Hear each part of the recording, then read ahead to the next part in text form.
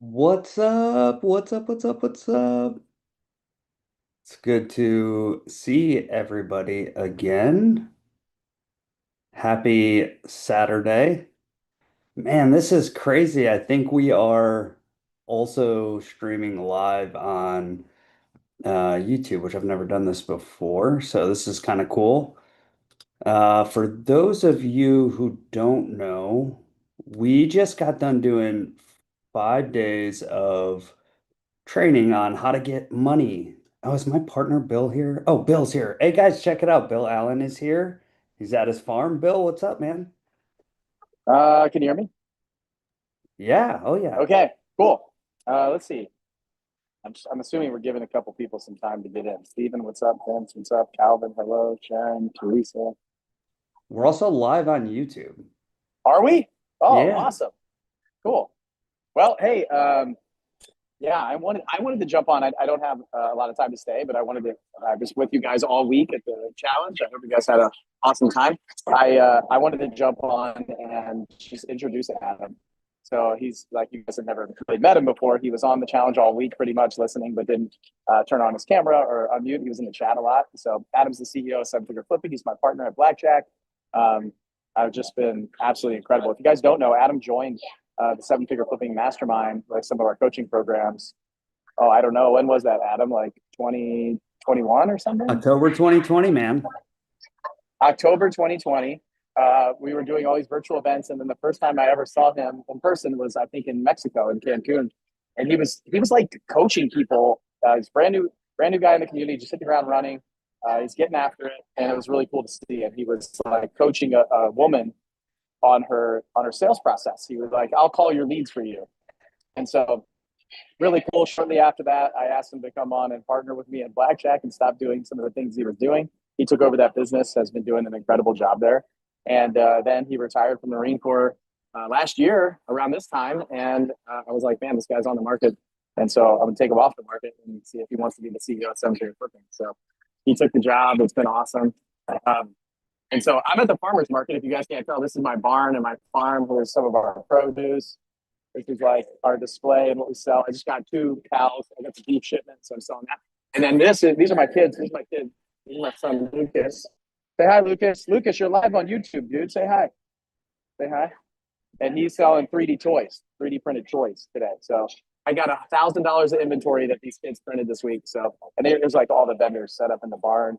I got like 20 outside too. It's gonna be really fun. So I gotta work, but Adam's gonna take over and work with you guys on the real estate side of things. So I told him I don't know how many people are showing up. So small group. I think you guys are gonna do some awesome work and you can personalize. So I'm glad you guys are here and excited for you. So sorry I can't stay, but I wanted to do the intro at least for Adam and tell you how awesome he is and hand you off to him. I got a bunch. Like all these kids are working here. This is so cool. They all get paid to be here.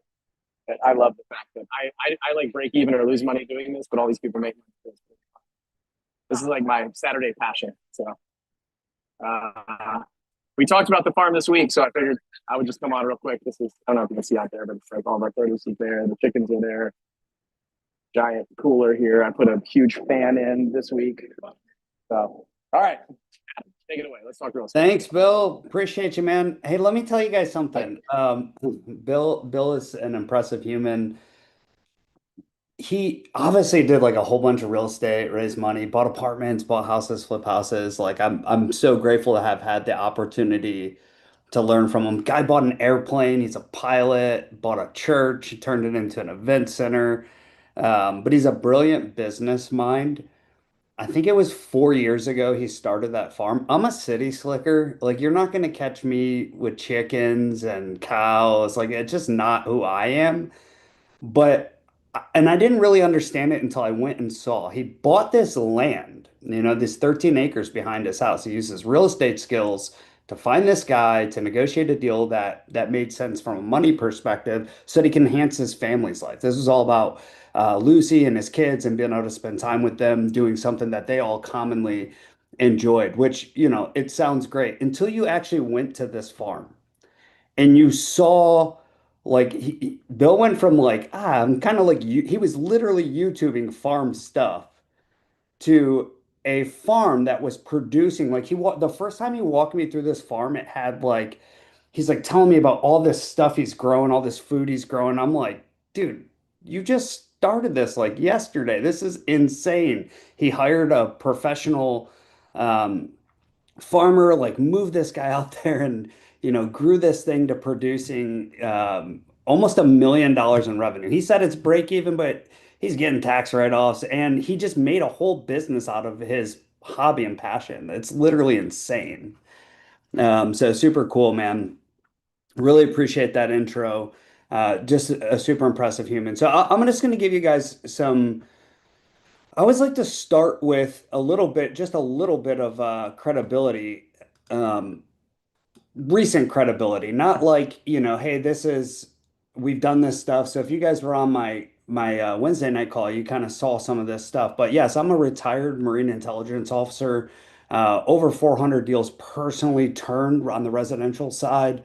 Bought 356 apartment units across three apartments, actually with Dave, who's on here. Own dozens of single family rentals, and I've raised over $20 million of capital for my real estate deals. I did that literally with everything that Bill taught me and everything the seven figure flipping community has taught me and given to me. And I feel compelled to give back. So I think that's really important to me. This is why I'm in seven figure flipping. These properties that you see at the bottom, these loans that I have are real deals that I did. They're right now deals. This isn't like I used to do this and I'm teaching you how to do it. These are right now deals. And I think that's kind of important, right? Like here, these are real wires from real deals that I just turned and made money on.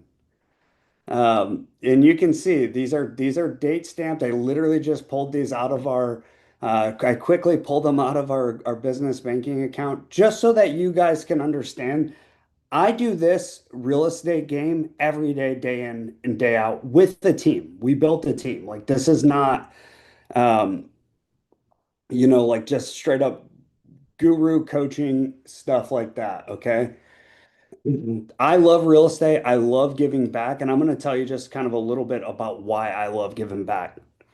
Some of you know my story. I had a troubled background, troubled kid. I won't go too deep into it. From Detroit, Michigan, kind of lost my way. And I got into some trouble when I was 18 years old. And this judge in the Ninth District Court of Detroit gave me a second chance. She let me go into the Marine Corps in lieu of being in trouble. And it changed my life that somebody would care for me and give me a second chance. Well, this kind of set this thing that just kept happening to me over and over again, where people kept believing in me and betting on me from that point forward. So when I got the second chance, I knew I wasn't going to ruin it. And I went into the Marine Corps and I just gave it everything that I had. And then I started to succeed. And then I got around another group of people in the Marine Corps who were doing better than me. I went to this place called the Basic School where they train Marine officers. And I was an enlisted guy. Enlisted first. I didn't have a college degree. I graduated high school with a 1.954 GPA. I was four from the bottom. Um, but I went to this second place called the Basic School in the Marine Corps, and I got put into a instructor cadre of officers, Marine officers. These are captains. These are the cream of the crop. These guys are all college educated. They're all professionals. They all just had this insatiable desire to learn with a high degree of professionalism and the ability to implement and execute. When I got put into that arena and was asked to do the same thing that they were doing, it really elevated my game. It was the catalyst for me understanding what it meant to be around people who were really doing what I wanted to do. And all of those people, what really stood out to me during that time was how all of those people poured into me to help me to become better. They encouraged me to go to school. I went to college. I got my first degree. So I went from no uh, terrible grades, not really committed. I was not doing what I was supposed to be doing in high school to getting my first college degree with literally all A's. From there, they said, you know what? You have what it takes to be a Marine officer. And they encouraged me and pushed me outside of my comfort zone to apply to a program that would send me off onto this path to become a Marine officer. They sent me up to the University of Michigan. I applied, I got accepted. I went up to the University of Michigan, finished the NROTC there, became a Marine intelligence officer, and then it just was like a snowball effect where I would continue to be pushed by somebody. And then in 2020, as I was in the financial, I was looking for something more, financial freedom. It was freedom. I had spent over a decade in the Marine Corps feeling like I just didn't have any control of my time. Somebody told me when to wake up, when to go to work, when to come home from work, whether or not I was going to have a weekend. I didn't always know, and I have to leave my family. And I just kind of was like curious, what else is out there? Like, how could I change my circumstances? So I stumbled into this financial independence, kind of retire early, rich dad, poor dad, real estate thing, 2015, 2016. And I just went into an obsessive learning kind of period of my life. Bought my first property in 2020, 2017, and then I found Bill shortly after, and he had the basically I discovered I needed two skills at that point for real estate. It didn't matter if it was commercial multifamily. It didn't matter if it was house flipping or any of that stuff. What I started to realize was the two skills I needed was I needed to have money to buy the deals, and I needed to be able to find and buy the deals at a price that made sense so I didn't have to keep having all these capital outlays, right? So to this point, I had saved up 30, $50,000 to buy a house to put a down payment on, and I really just didn't know that I could buy it cheap, fix it up, and burr out of it or flip it and make active income. So I see Bill, and this guy is doing 200 deals a year. I'm like, how is that even possible? Oh my gosh, he knows something I don't know. So I kind of get sucked into the seven-figure flipping world, and I just start implementing literally all the things that he said. So if you were with us the last 5 days, we did the 5 day flip funding challenge where Bill walks us through basically his exact framework on how he's raised an insane amount of money. Like it's almost unfathomable to think about raising $100 million or more, and being able to buy the amount of assets that they've been able to buy. But he did it. And I just took everything he said, which he laid out so well for us over the past 5 days, and I've been implementing that. If you guys go to my Facebook page right now and just scroll through, even in the past 30 days, you will see that I am actually still continually doing what Bill tells all of us to do to raise capital. Okay. So we already did all the capital raising stuff over the last 5 days. So I want to talk about kind of the next part of this. First, I'm going to recap. I'm going to recap the capital raising part and just remind everybody of what we learned over the past 5 days. I won't go deep into it, but I took some pretty good notes and I want to kind of just walk through and share them if that's okay with you guys. Let me share. What I'm going to do is I'm going to share my iPad. And at the end of this, we are going to do, not the end, but we're going to do some Q&A. We're going to work through some problems that you may have to see how I might be able to help you in your business. Okay, let's give this a run. All right, you guys can see, what do you guys see? Tell me what you see. You got calendar invites on there. Jeff, what do you see, buddy?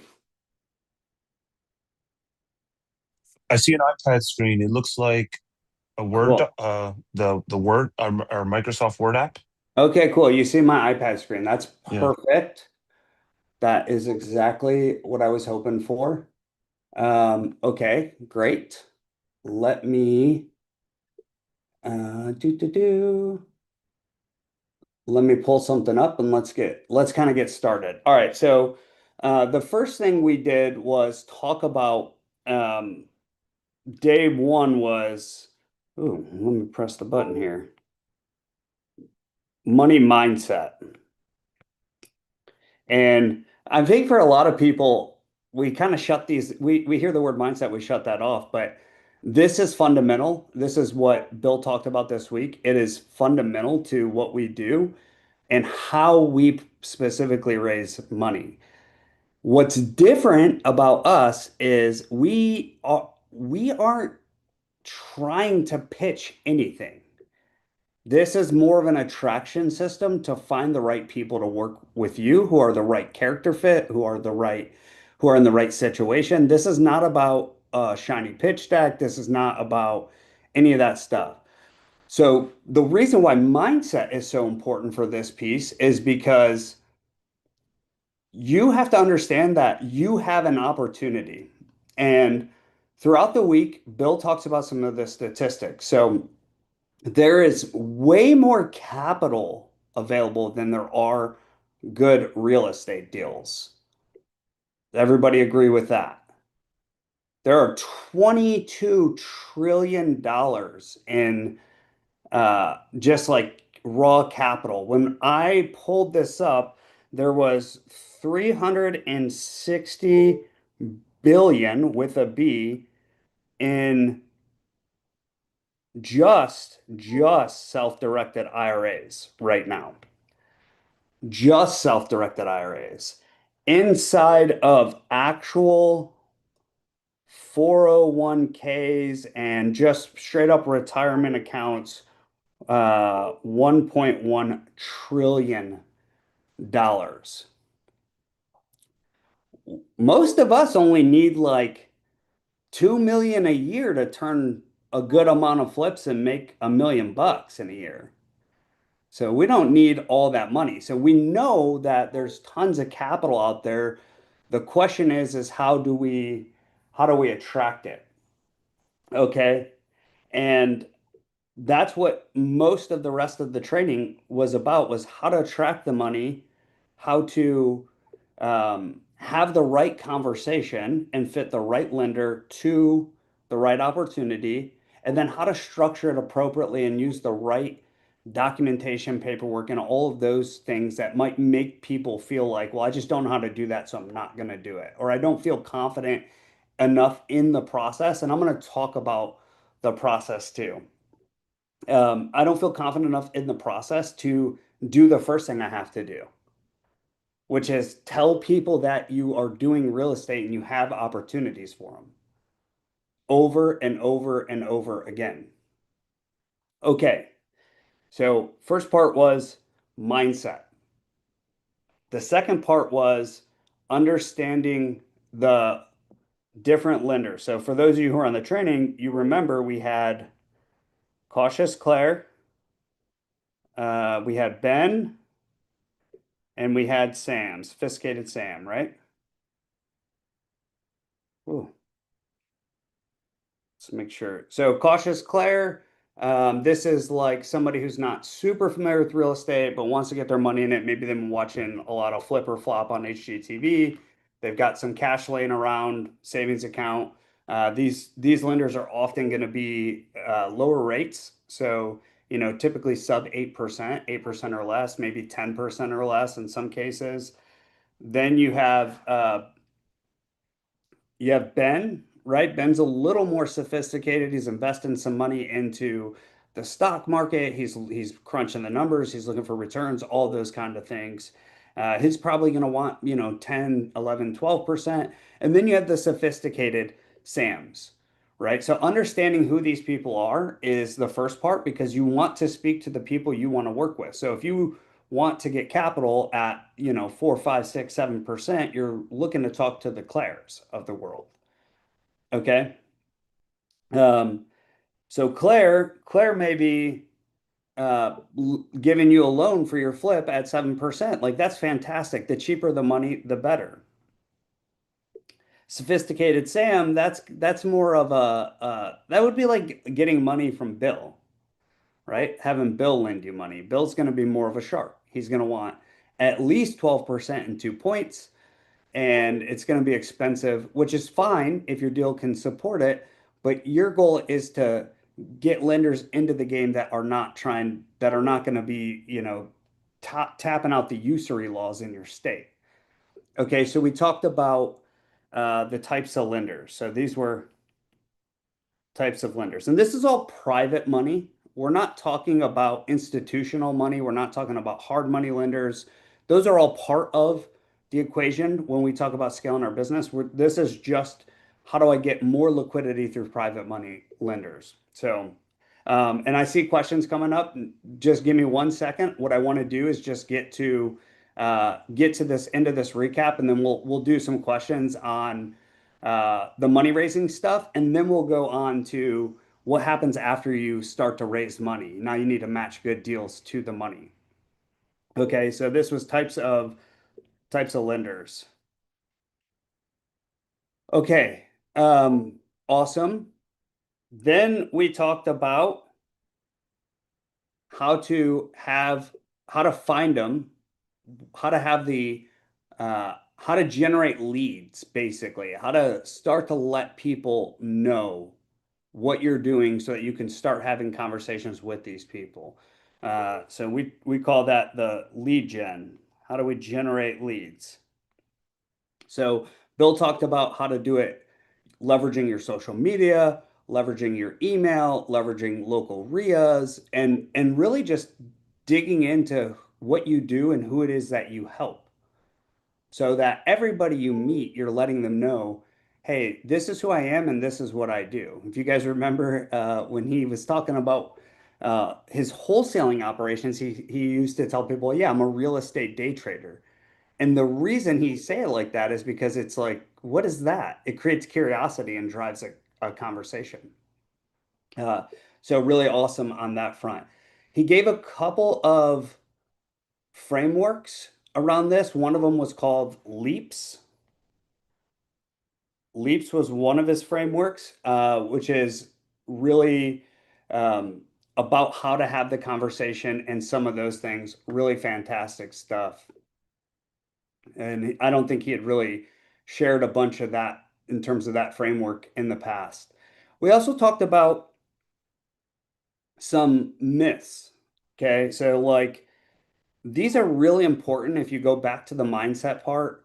Number one was I need to be rich or experienced to raise money, or I need to know rich people.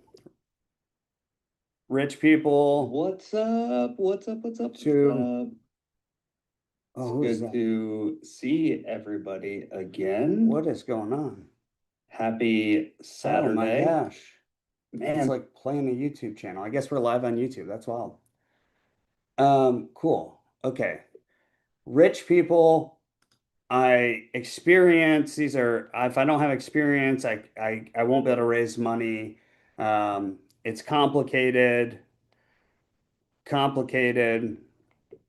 and there isn't I don't know anybody with money, right? So I don't know anybody, which we debunked all of those myths. Okay, the other thing that he went through, just to recap, and I hope you guys took notes on this because this is really important, because the way that we raise capital is all about us understanding our opportunity, but really us understanding who our lenders are, what they want, and what's important to them to see if they're even truly, genuinely a good fit to work with us. And he said the three things that you want to look through, or a lender typically looks through, is cash flow, like are they getting payments, net worth growth, and tax advantage. And we talked about which types of investments. So for the apartment investors, we know they've got kind of a leg up in terms of tax advantages. For the people who want cash flow, we talked a lot about doing longer term loans, those 2 to 5 year loans for some of the rent to own investors and being able to put out payments to those folks. And then the people who are just trying to grow their IRAs or grow their cash, talk about the flip loans and how awesome that those could be. So, and then just kind of understanding what the cautious Claire, the balanced Ben, or the sophisticated Sam avatar is looking to get. Okay, cool. And then with the Leaps system, this was just really the way, this is like the backbone and how we implement a lot of this stuff. So laying out your capital plan, we talked about forecasting how much capital you would need to do your flips, to do all that stuff, how to engage the lenders through some of the lead generation, having the A be an authorized paperwork, so make sure you have all the right documentation in place, understanding the closing protocol for the P, and then how you scale it. So we won't go too much deeper in that. Then on the pragmatic side, we had the big five. So the big five was how do we structure the loans, principal, um, term, rate. You guys remember this stuff, right? Payment, extension. So these are all the things that typically get included when structuring the loan. Okay, so all of that we basically wrapped up. Now, some people were like, "Gosh, I got so much information. I don't know what I should do to like get started." And for everybody who's on right now, who was with us on any of the Capital Leap training, any of the flip funding masterclass or the flip funding web 5 day challenge. So some of you guys came to like a 90-minute class we did on this. Some of you guys came for all 5 days and got the deep dive.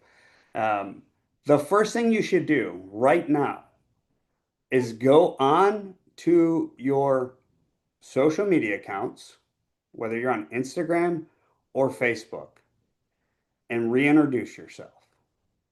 My name is Jeff. I don't know if you guys know this about me. Maybe you've known me as a X, whatever you're typically talking about on there. But I have been working with some mentors and getting some training, and I'm starting my real estate business, or I'm growing my real estate business. And we have some really exciting opportunities coming up. And I thought I would just let you know so that potentially you could get into real estate and do some of these deals with me. You would be a good fit potentially if you wanted to partner on a deal and maybe you have some what we would call lazy money or capital laying around. Now, you don't even need to have $1 million in your bank account, but maybe you have an old 401k or an IRA or something you were thinking about diversifying from the stocks into real estate, as there's a ton of instability currently in the economy. So then you put a picture of you. So don't just write that text, but put a picture of you on there to make it personable. That will get them to look at it. And then tell them, hey, just shoot me a message and I'd love to have a conversation with you. That is literally step one. Just letting people know what you're doing. Now, if you're not a social media person, that's okay. How many people are in your cell phone? Somebody recently came and said, "Hey, I'm not really getting any traction raising capital." I'm like, "Oh, interesting." My question for anybody who says they're not getting traction doing something that I know is proven and works is, what have you done already to get the traction you're looking for? And they're like, "Well, I told a few people, I posted once." I'm like, "Cool. Have you sent a text to everybody in your phone and let them know you're investing in real estate and you've got some opportunities and we're just thinking that maybe they might be interested in getting involved in it?" Well, until you've done that, you certainly haven't let everybody know that you're doing real estate. Okay. So that's like step one. And then step two is to start just having the conversation. The conversation is not about you, not about your opportunity. Doesn't even matter if you don't have a deal. The only thing that matters in that conversation is that you understand your lenders, your potential lenders, your potential partners, who they are, what their goals are. If they were ready to get into a deal tomorrow, how much capital would they have to employ? And then what they're looking for, what their goals are with that money. Remember, we talked about cash flow, net worth growth, and tax advantages. And it's okay if they're not a good fit for your particular strategy. If you're flipping houses and somebody wants a bunch of depreciation, that's okay. They just might not be a good fit for what you're doing right now. Not the end of the world. I'll put them on my list and I'll continue to follow up and check in with them. Okay, cool. I'm going to pause there. That was the recap from the 5 days. And I mean, Jeff, I think you would agree with this. Like, all this kind of comes together when we hear Bill have the conversation with the lender William. I thought that was like really, really good just to hear what it sounds like. It's not very pushy. It's very much like, hey, here's what are you doing? What are your goals? Like, it's not about Bill at all, right? No, it was never about Bill. In fact, it was about understanding the wants, needs, and desires of the capital partner and Yeah. making sure that each opportunity is fitting with those aspects. I think it's more of a values driven approach. I think either you said it or Bill might have said it, and that's exactly what separates the capital partners from the banks, right? Because they don't really care who you personally are. Nope. All ones and zeros for them. Ones and zeros, man. It's all about, I mean, we're humans, right? And we want to do, we're communal by nature. Like, we want to do good stuff with other good humans. That's how we're designed. And how cool is it if I spend the last 10 years getting all these skills in real estate, and I've got family members that like real estate, that have been thinking about diversifying, that have been thinking about investing, but they don't know how to do it. Like, it's almost selfish of me not to let them know what I'm doing and figure out what their goals are and see if they can put some of their capital into what I'm doing. Like, I believe in me. I'm pretty confident, like, Merrill Lynch is not going to take care of my aunt's money the same way I'm going to take care of my aunt's money. You know what I mean? And then for that matter, any of my friends, family, anybody who was going to invest with me. And believe it or not, whether you think you got family members or friends with money, you do. You just don't know it. Money is a taboo subject. People don't talk about it. So, of course, you don't know what anybody has or doesn't have, which I think is a crime personally. I think we should normalize talking about money, understanding it and how it works. So, yeah, thanks for that. Somebody had raised their hand. I think it was Penny. Penny, are you still with us? Penny. Let me see if she put it in the chat. Okay, cool. Penny, feel free to drop your question in the chat too if you So have. I'm sorry, I'm in the car, so it's not convenient to talk. Oh, all Um, good. just go on to the next one. Thank you. Yes, ma'am. Okay, cool. And feel free to, I'll be on here for a while, so if you want to drop it in the chat, and then I can pick up that question and hopefully answer it for you. Okay, anybody else, like, after you just got all that craziness over the last 5 days, and I know like a lot of you guys are have jumped into the Capital Leap program, so it's like a lot of stuff, right? It's gonna be everything you need will be in there. Literally exactly what kind of post you should be putting out, the paperwork, the exact 24 questions that I ask all my lenders. So you'll have all that stuff. Like, you can literally just, I'm not kidding. I pull my lender questions up to make sure that I ask all the things I should ask about them, understand what their goals are, understand what their money is. So if you're in the Capital Leap program, you have access to all that stuff. Easy, easy day. Okay.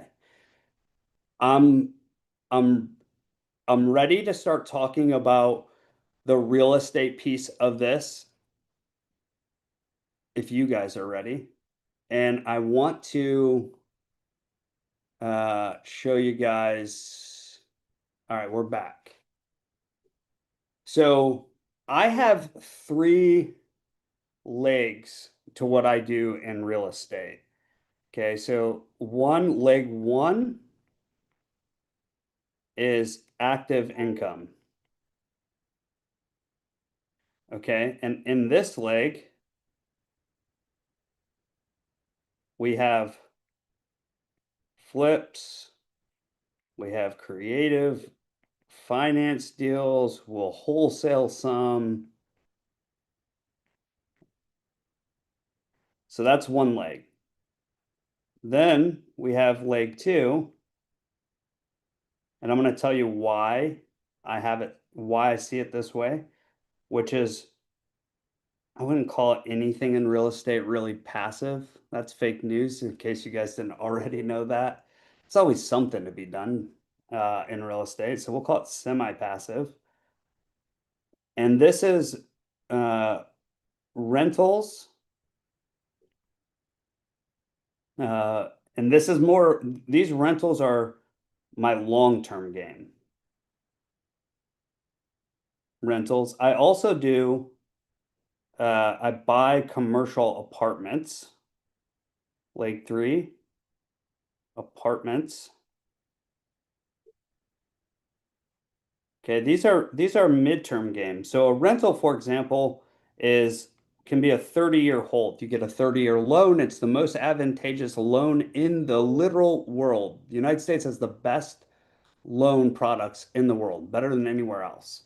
Talk to a lot of our friends in Canada. They don't even have as good loans as we have here for us. So these 30-year loans allow me to buy a single family rental that cash flows or grows in equity and pays down debt for a longer term. The apartments typically are syndicated, at least the ones that I'm doing, which just means I'm bringing in limited partners and we have a 5 to 7 year business plan.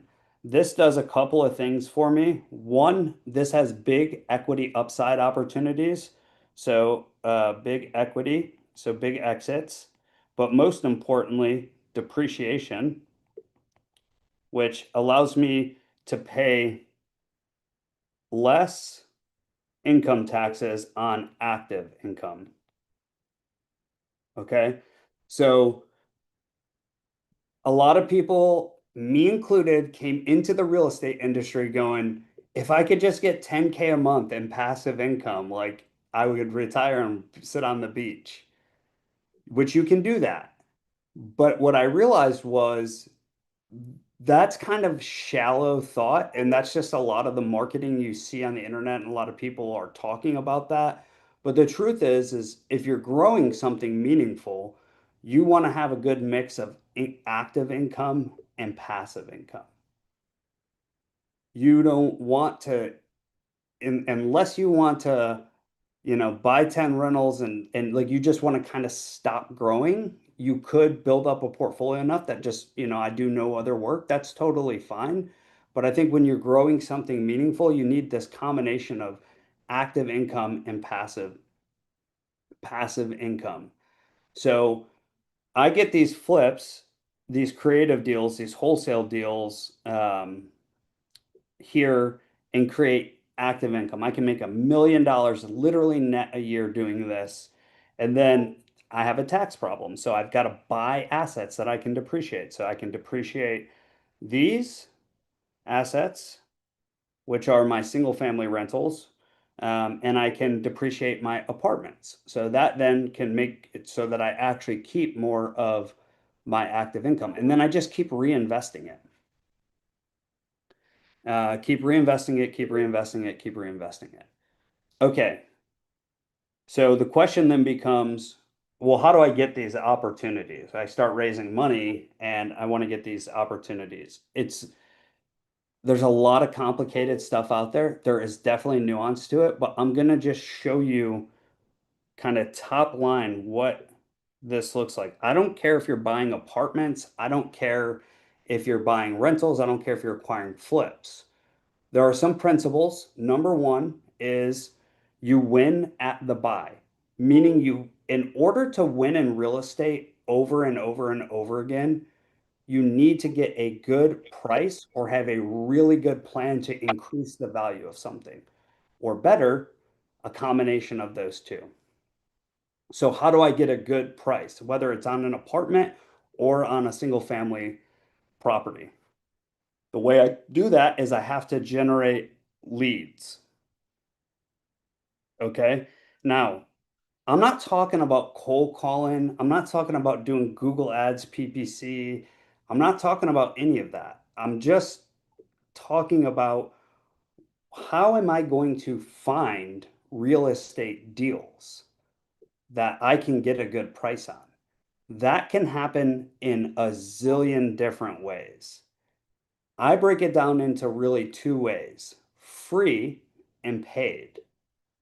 Okay. So, like, what I'll teach people that I'm mentoring would be let's maximize the free opportunities, especially if you have the ability to buy and flip, because I've taught you how to raise money.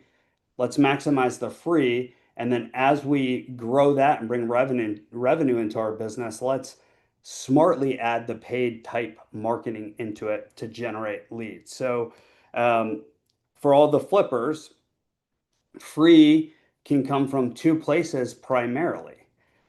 That would be from wholesalers, and that would be from the MLS. Doesn't cost you anything to generate those leads.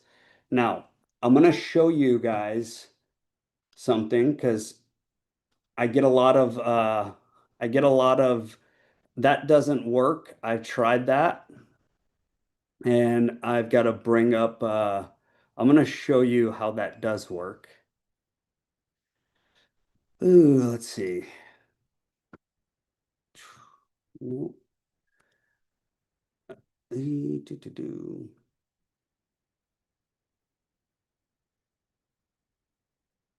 I think this might be it. Let's see. Okay.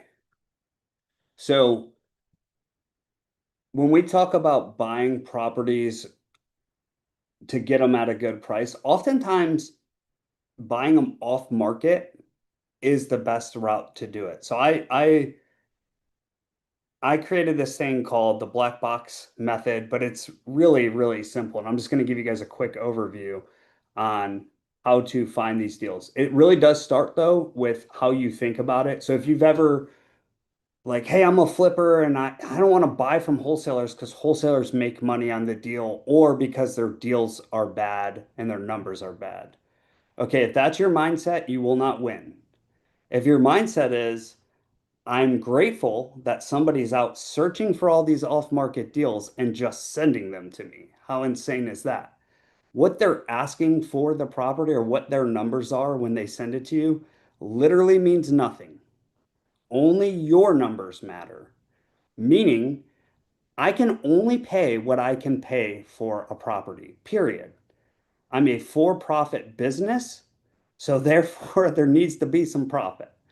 Now, you've got to develop your skills to be able to analyze a deal and make a good offer. And that is really three components to that, which I'll talk about after this funnel. But first, I just want to prove to you that you can find off-market deals and build an entire system without spending a single dollar. Okay. This is my Florida black box funnel.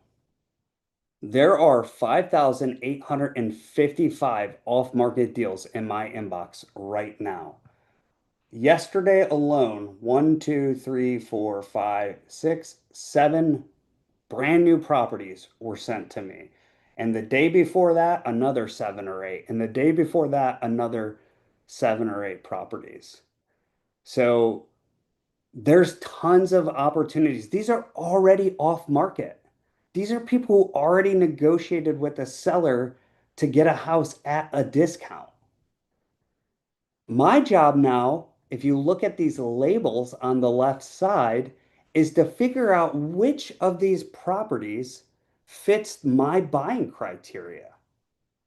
So my buying criteria might be in a specific zip code. It might be I only do block houses in Florida. It might be I only take 3-1 or greater with 1,000 square feet or more. But if it meets any of that criteria, it goes into my in buy box folder. If it comes into my in buy box folder because it meets my criteria, Our rule is you must evaluate it and come up with what your offer would be based on the information you have.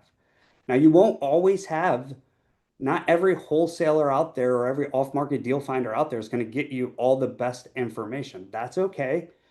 Then I'm going to make my analysis based on worst case scenarios. And then I'll refine it if they're interested in selling it to me when I go see the property and walk the property. So it's in my buy box. I analyze it and I give it what's called a soft offer. Based on the information you've given me, here's about where I think I would be on buying this property. Do you think it's worth me coming to take a hard look at it and refining, putting pen to paper for a hard offer? And if they say yes, then we underwrite it, we evaluate it, we look at it, and then we make a hard offer on it. But these are all off market. There's 5,800 properties in here. This is just one of my markets. So this costs $0, literally $0 for me to do. Now, some nuance, I'll give you guys some like hot tips on this. Number one, go create an email that is only for this particular thing. So it's like, Vince buys Miami or whatever, wherever you're at, right? At gmail.com.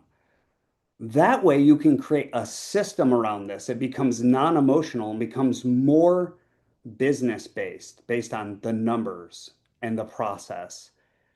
And we don't want to become slaves to our business. So we want to create it. We want to build things with a system. As we build it, we put a system in place so that we can then put somebody in there. I don't need to go through all of those houses. I could have a virtual assistant who's making $5 to $9 an hour. Their whole purpose in life is to go out and find everything that comes through all 8,500 emails and figure out which ones are in my buy box. And then from there, they do the initial underwriting using my strategies that I make a Loom video and show them how to do it.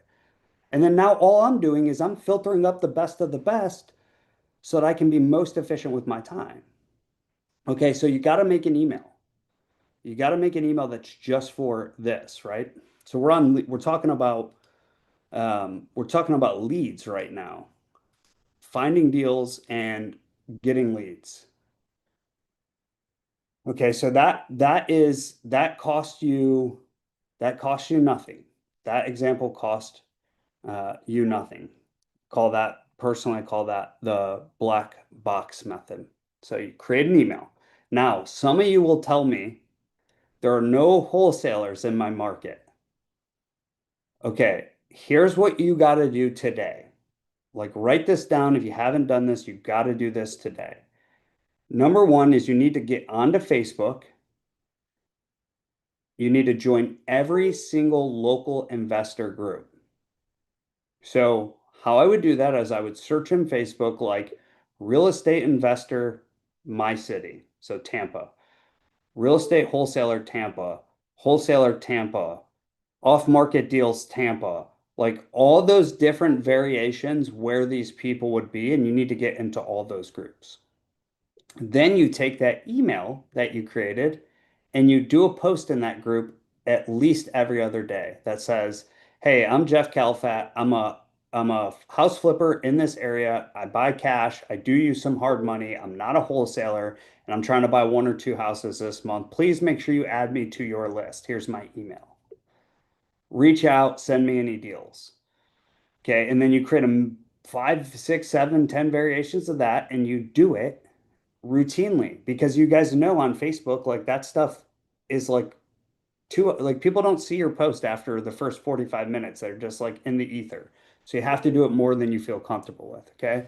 So that's like part one. How do I get these people to send me deals? Part one, hack the Facebook groups. Part two is something you guys may not know is a lot of wholesalers, especially ones that are doing any meaningful volume, have what's called a seller website that is search engine optimized. So if you guys go into Google right now and you type in, "I need to sell my house fast, Tampa," or whatever your city is, a bunch of websites will come up. Some of them will be and these are for sellers, not for you as the buyer. Some of them will be nationwide people. You'll figure out very quickly who that is by clicking on the sites and seeing the About Us page to see if they're local or not. If they're local, there's usually a number on there. Call them and say, hey, I'm not a seller, I'm a buyer. I'd like to be added to your list. And do every single person in your market. I guarantee you will fill up your inbox with a bunch of off market deals. So that's the first part of that. Okay. So that's free. That does not cost any money. We're not even talking about optimizing and scaling and growing, right? And I will talk about some of that today too. Okay, the next part of this is we call this negotiations,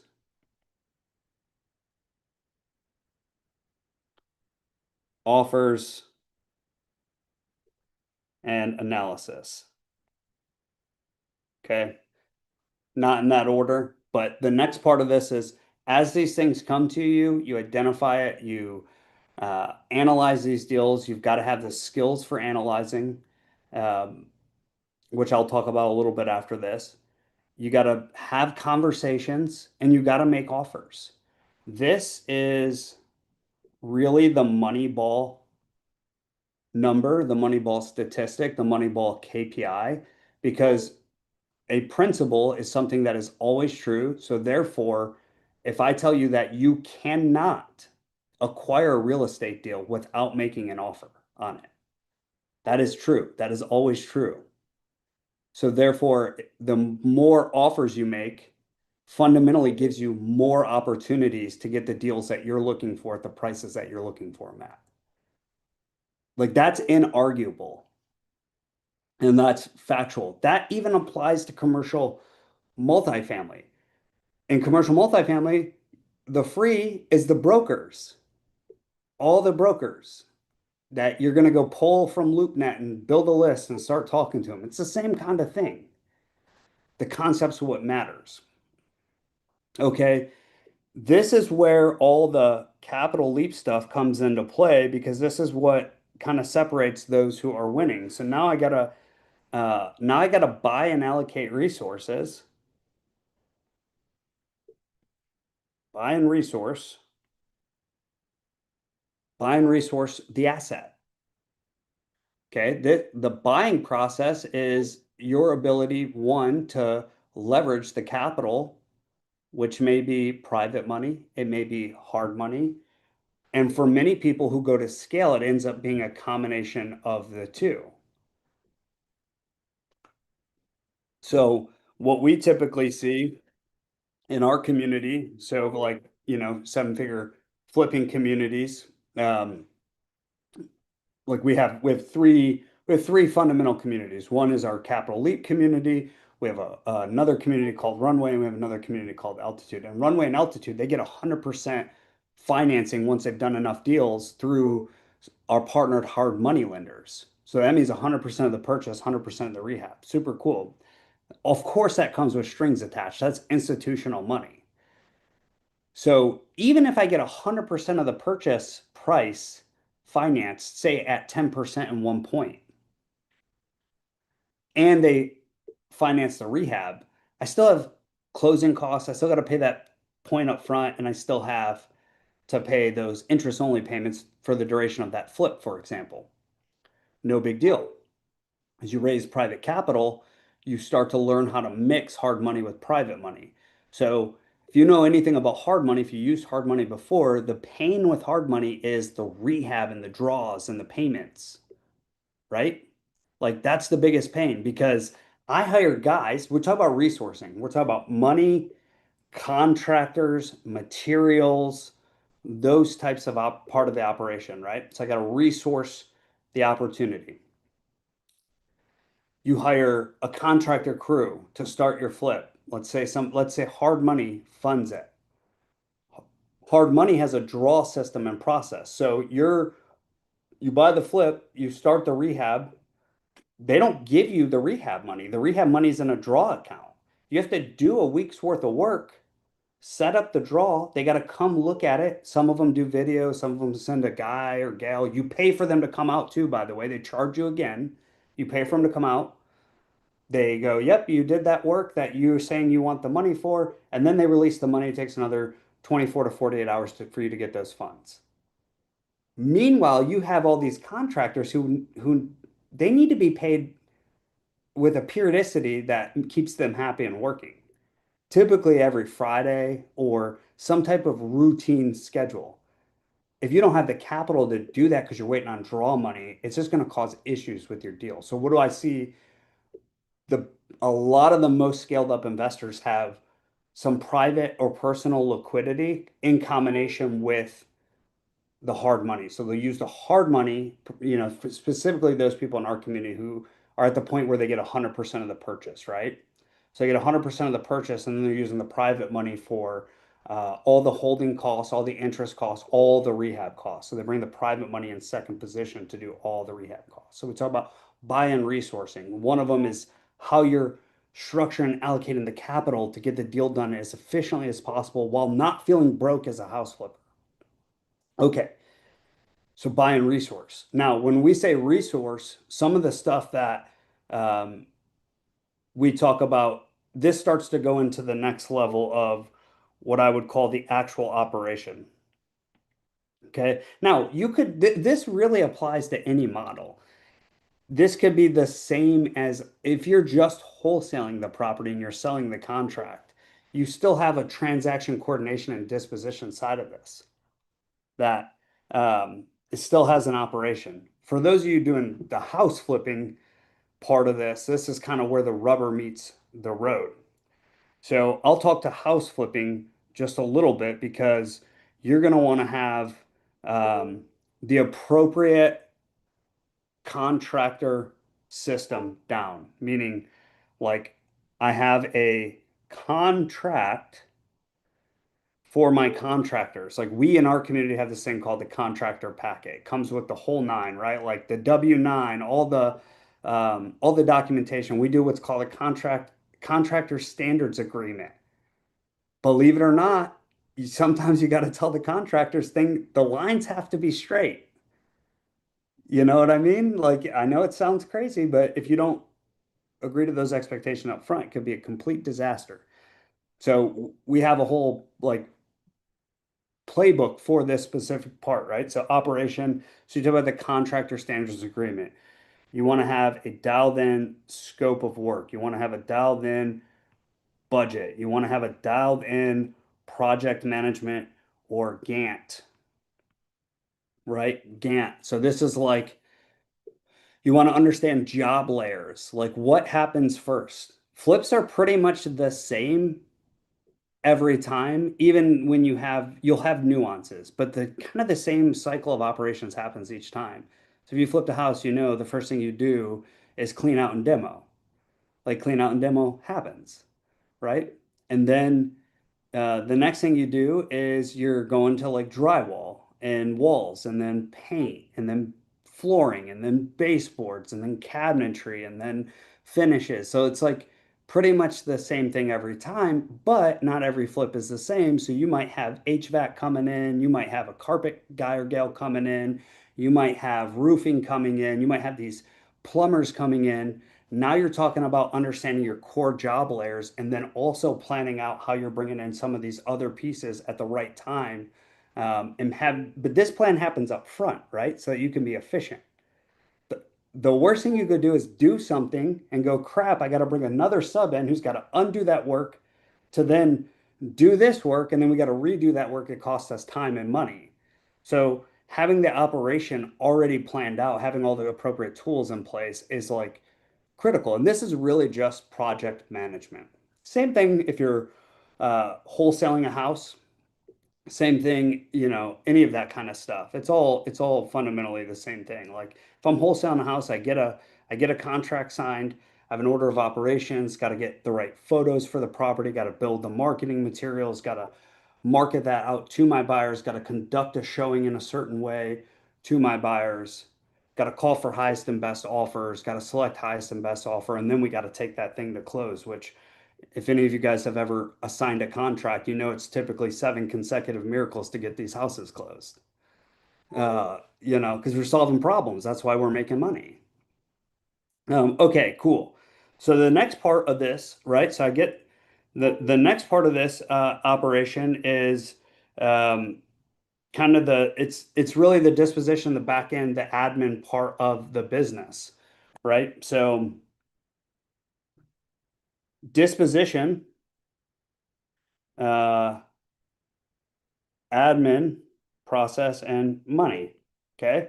So disposition of an asset. So if I'm buying an apartment, my disposition doesn't happen for 5 to 7 years. If I'm buying a flip, my disposition's happening every 4 to 6 months on these flips, which means I have to have a particular set of process skills, documents, people involved in making sure that I'm taking the asset, I'm repositioning it for a higher value, I'm getting it out to the most amount of people possible through the MLS and whatever other marketing means we're doing. It is positioned to gain attention first, bring people into showings, and then get as many offers as possible and sell for the highest price possible.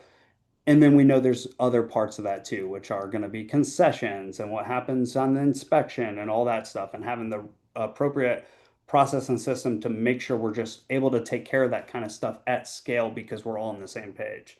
So we talk about a house flip, especially in today's market, big time buyers market.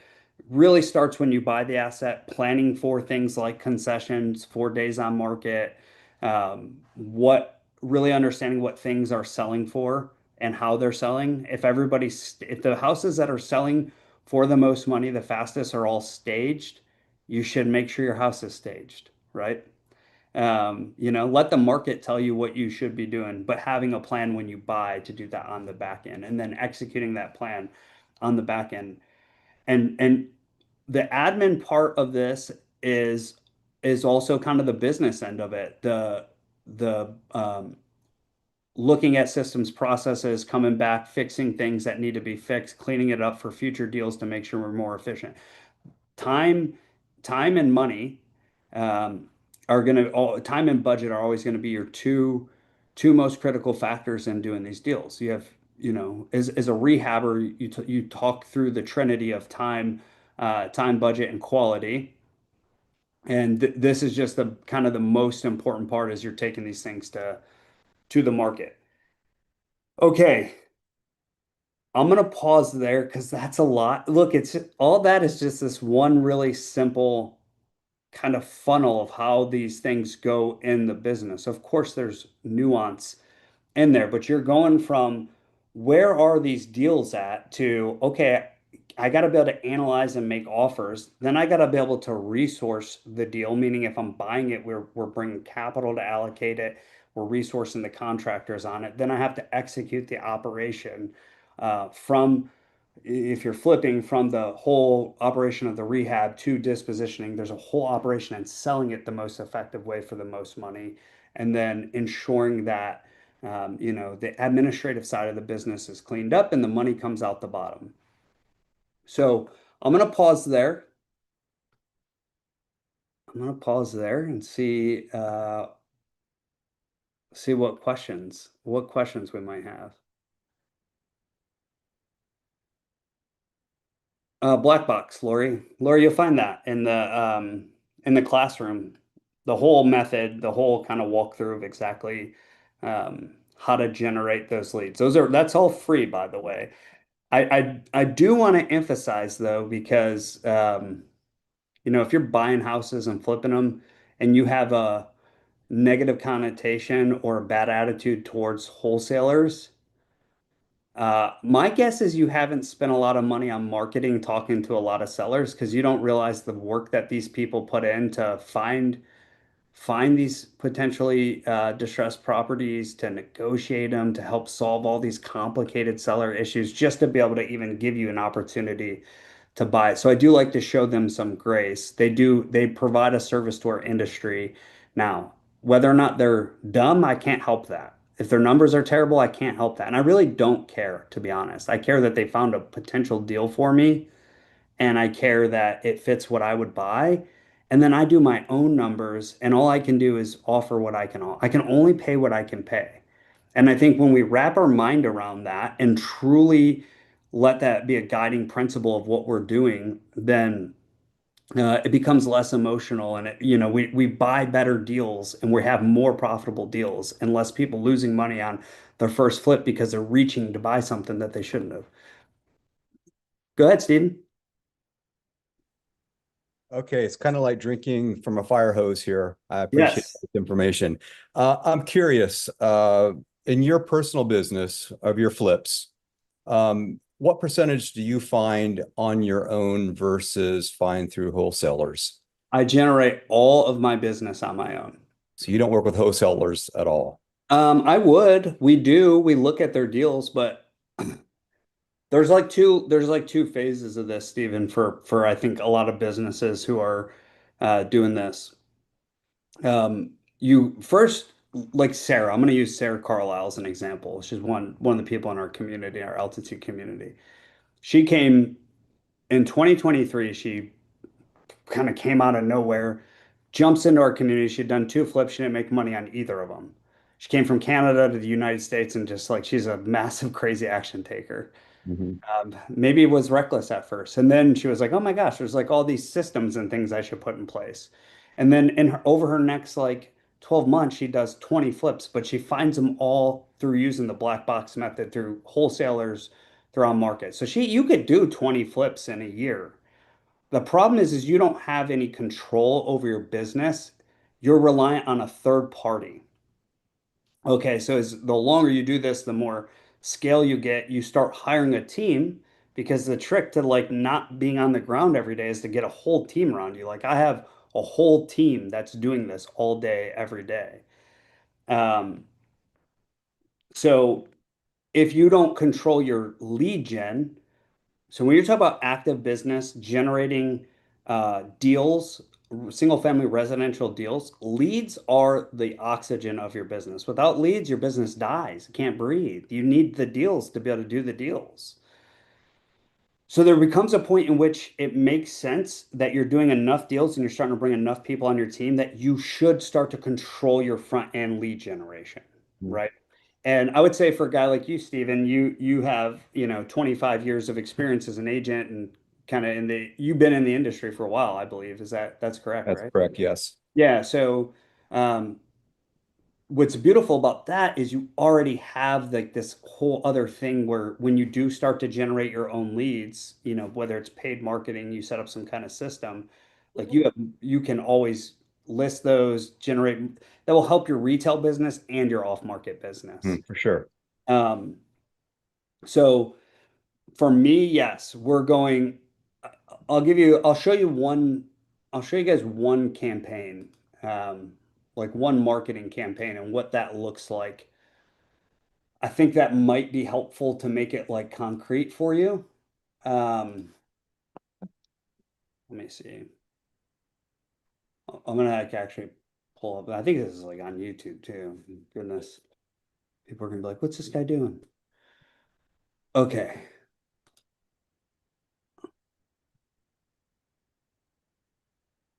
Okay, let me show you.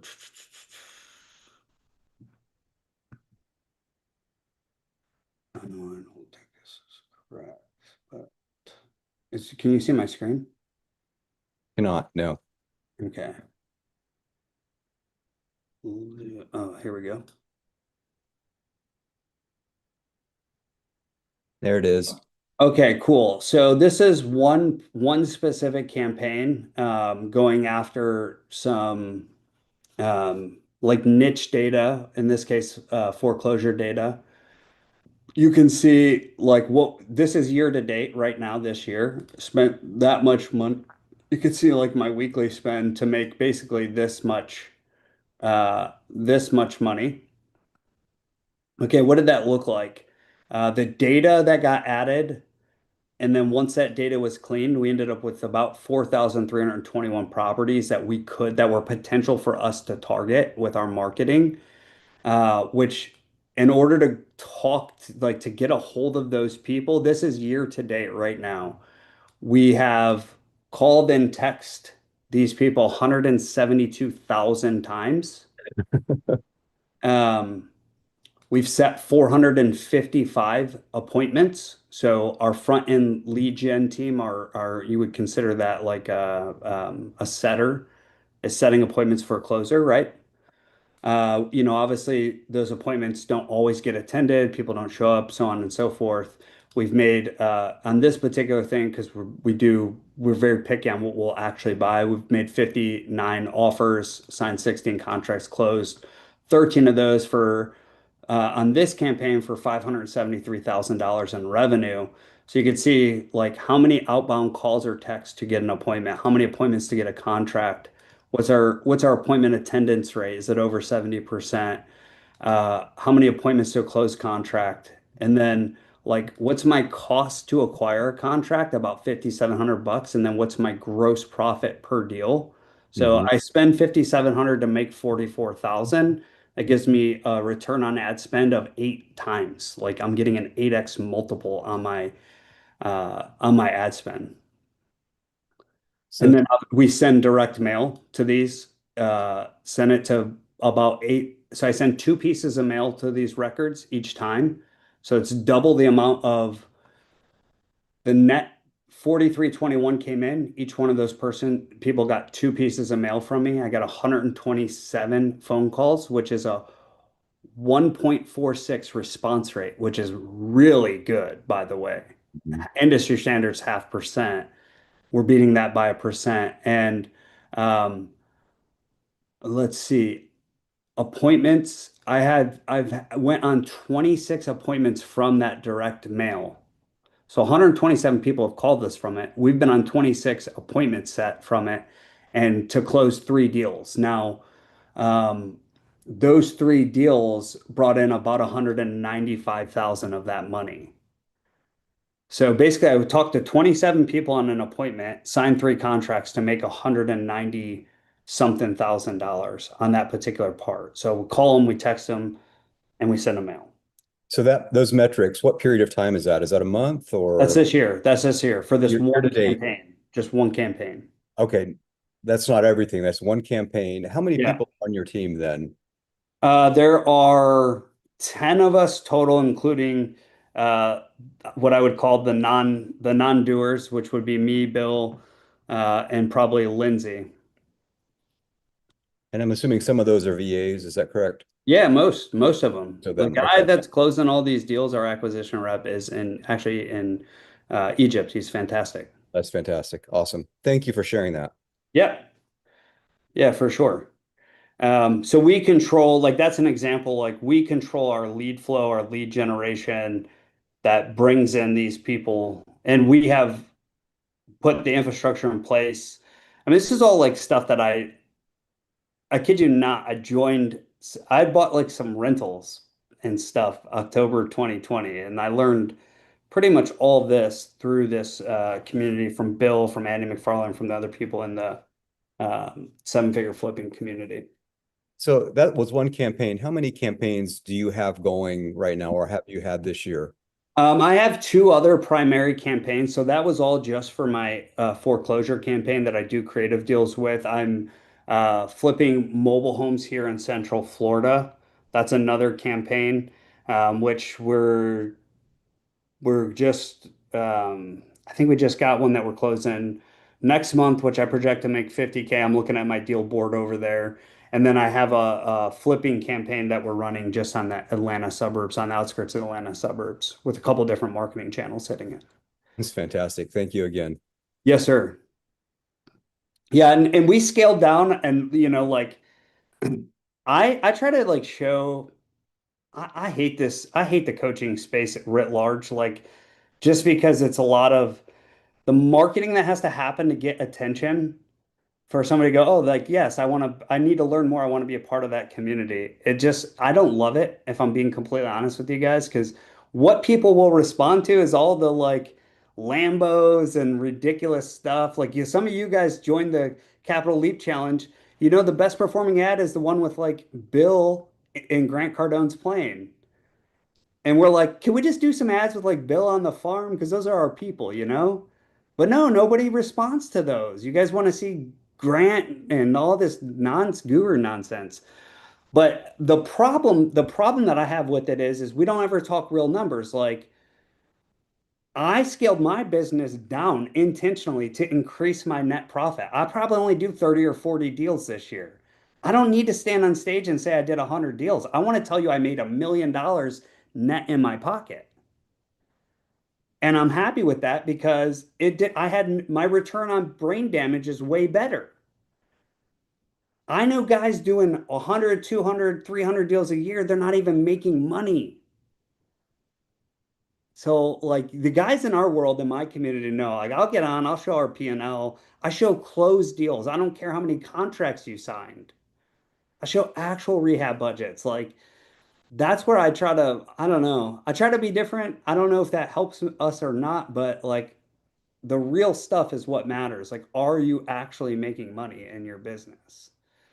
And there's a lot of noise out there. So lots of noise. Cool. How many of you guys are you guys football fans? Are you guys like college football? I know I'm infringing on the college football start of the season. Okay. I'm here for Q&A. I will look at even if you're on let me see. This is like I think this is live on YouTube. I'm gonna try to pull it up if I can. I don't know how I can pull it up without it making. Yeah, Jeff, go ahead, man. Hey, Hamer, can you ask if there are questions on YouTube and then put them in the chat here? Good stuff today, Adam. I appreciate you pulling back the lid on your personal campaign that you just shared with us. That's my biggest question. How do we organize ourselves the same way that you have multiple campaigns running? Is that provided in the Capital Leap Oh yeah. program or Everything you need, man. Every KPI tracker, it's all in there.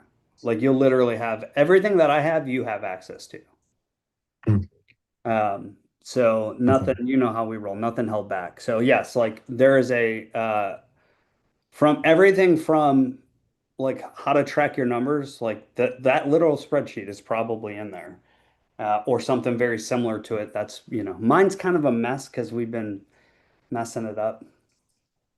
Uh, we got a bunch of stuff in there that's always getting put in, but it's all on there, man. And the real thing to do is when you think about paid campaigns, I'll talk paid campaigns for a second too, is you're going to spend money on marketing, okay? Or you're going to spend time and energy. Like you're going to like cold call, you're going to text yourself, or you're going to go knock on doors, but you're going to spend something at the top.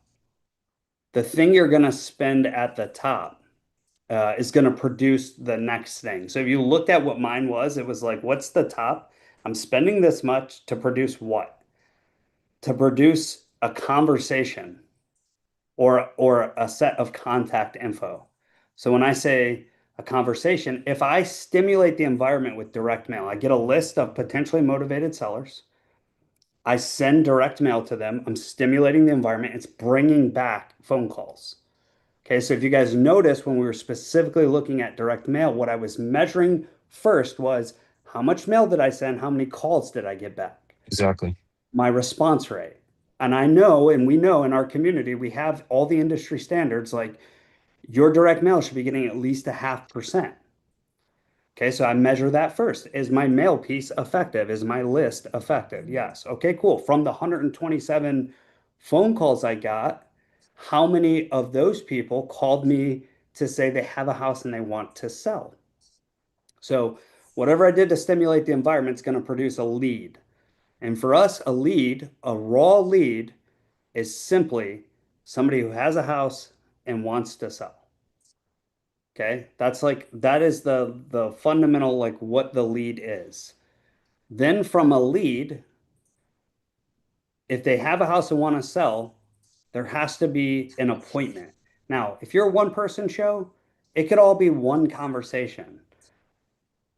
But typically for us, somebody is filtering those front end calls and setting an appointment for somebody who's qualified to underwrite the deal and to make an offer.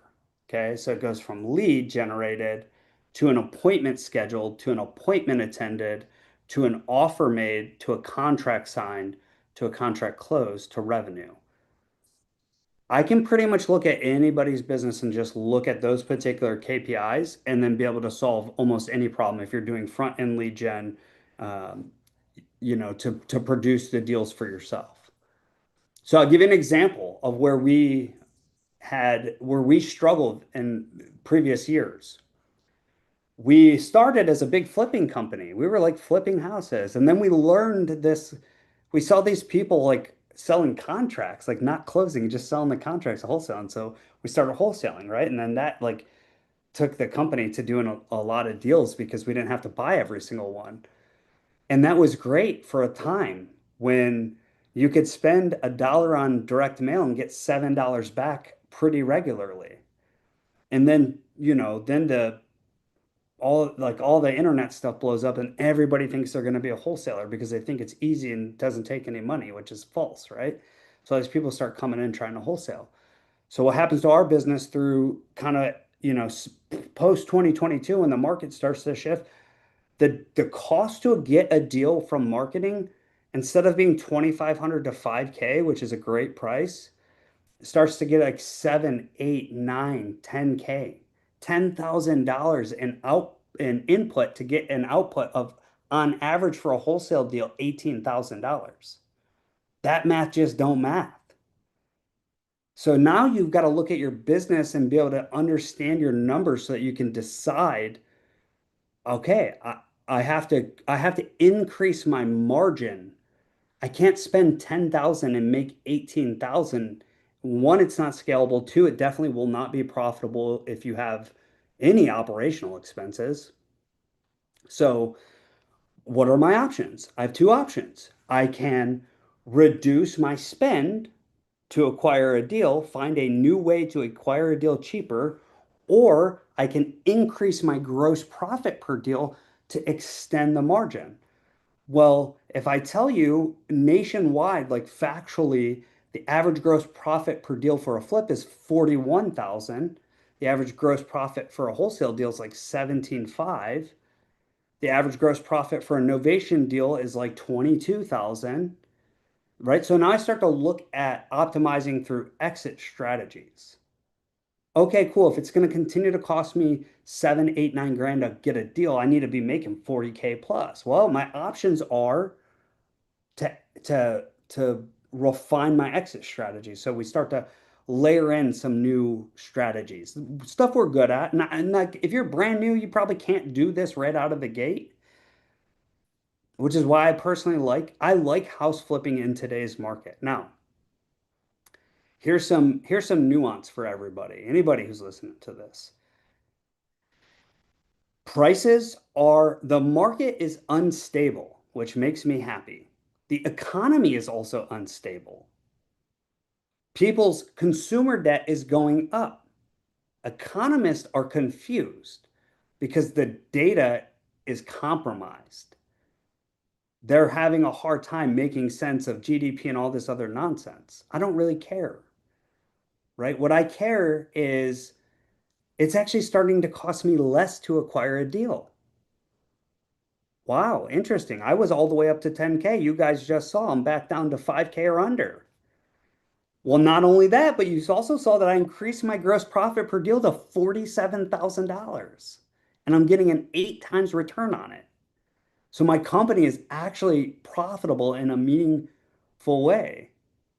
The economy today, what you have to know is what's happening in your market. So I'll give you a real hard example. If I buy something in Florida, I'm looking at something, I'm evaluating it. When you're evaluating a deal, particularly a flip, there's a couple things you have to nail. Number one is what is the after repair value?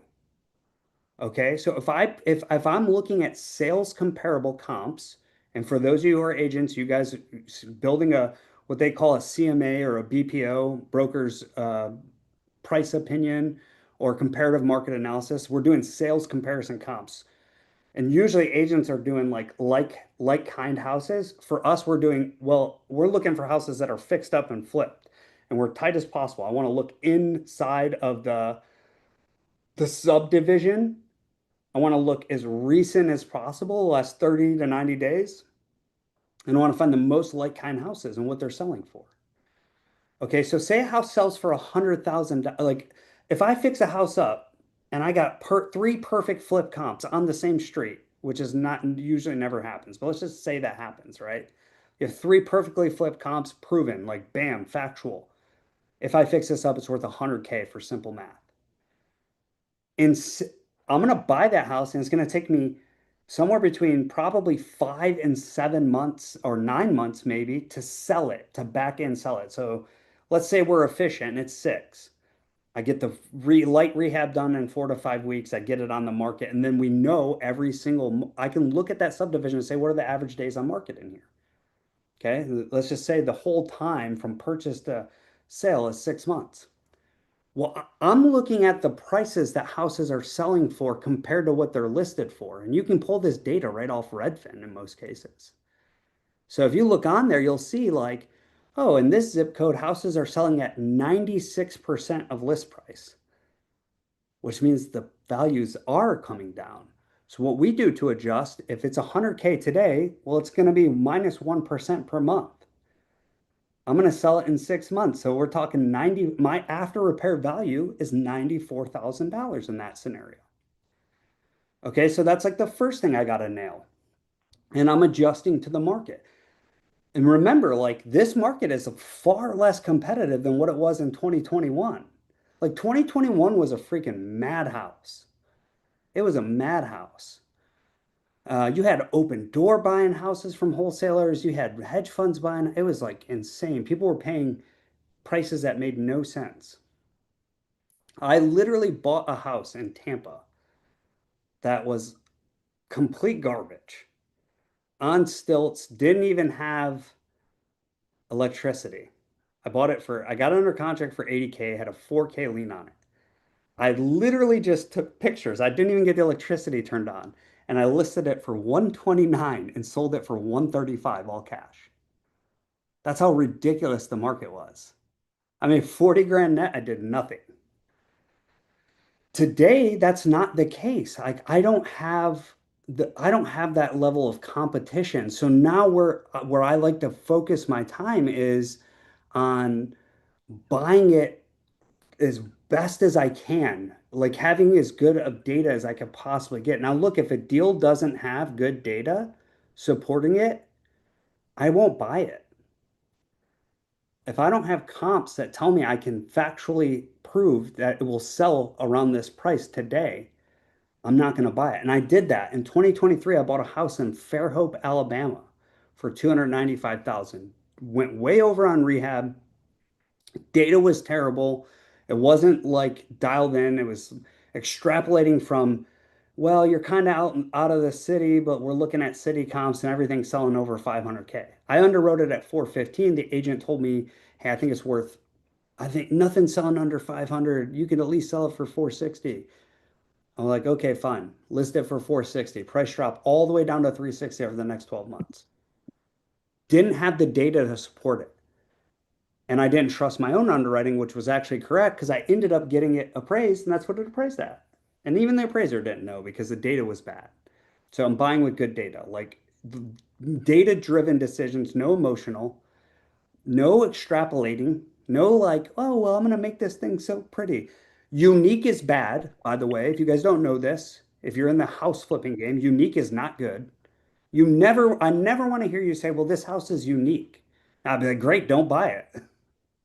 Vince knows, dude. Vince is doing all kinds of flips and deals. Like, unique is not good. Bigger is not always better. If you buy the biggest house in a neighborhood in a subdivision that's like kind, I'm telling you, it's not good. I've done that too. I've lost money on 2 properties ever. One of them was the one I just mentioned in Alabama. The second one was the biggest house in a neighborhood. So you're like, well, there's nothing else like it. So price per square foot, therefore it's worth this much. We start extrapolating with no data to prove it.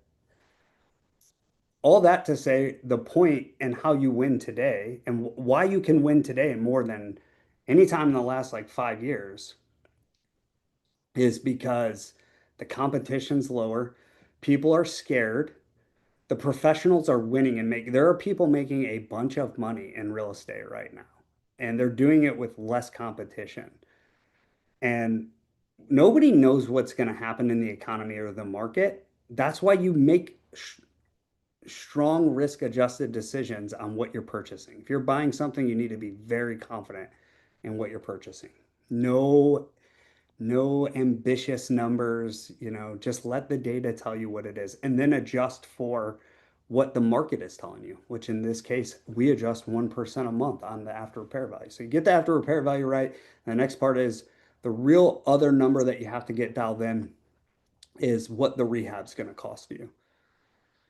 And when you can get those, and you'll never get rehab perfect, there'll always be variance. And as you start to understand what your variance is, call it 5%, maybe up to 10% if you're pretty inexperienced, you plan for the variance. Like I'm gonna plan for the dumb tax, 10% on my rehab if I'm doing my first one ever, right? Because I'm gonna pay that dumb tax.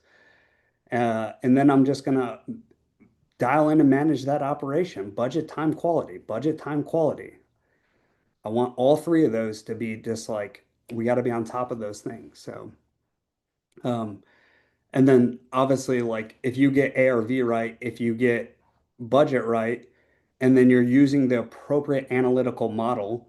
Okay. So a lot of people in this space give you these like rule of thumb kind of analysis, ARV times 70%, minus repairs equals your max level offer. That's nonsense. Don't buy a house using that method. That's a terrible idea. If you're buying it, if you're taking title to it, don't do that. Use actuals. What is your actual cost of capital? What are your actual closing costs? What's your insurance going to be? What's your utilities going to be? You're going to have to cut the grass. Like all of those things are part of the analysis.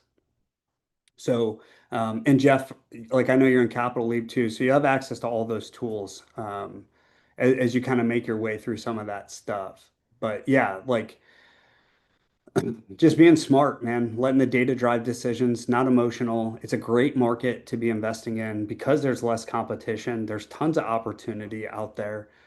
Um, I think Warren Buffett says be greedy when others are fearful and be fearful when others are greedy.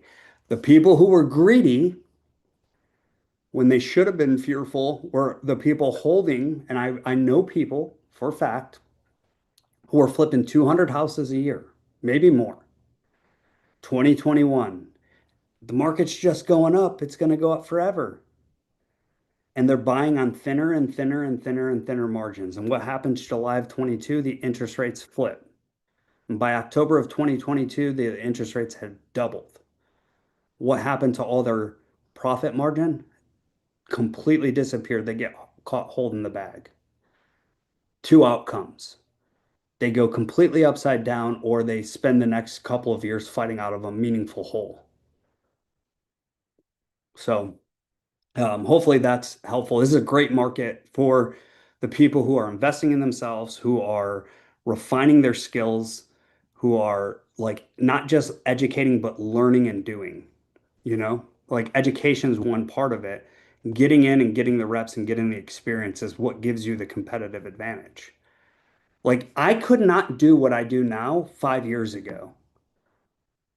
Like I have so many more repetitions today. And of course, my goal is always like I started this whole thing today about my desire to pull others up with me like so many had done for me.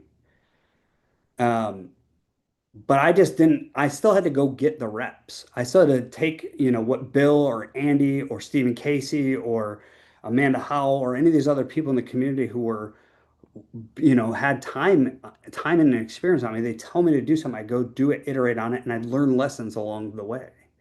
Like I had to get the skill. I had to take the education I got and implement it with the skill. And then obviously I'm a Marine, so I like to learn the hard lessons at least twice. I'm not a fast learner. So, a little more painful for me. Some of you guys are smarter than I am. If you guys have questions, feel free to come off mute.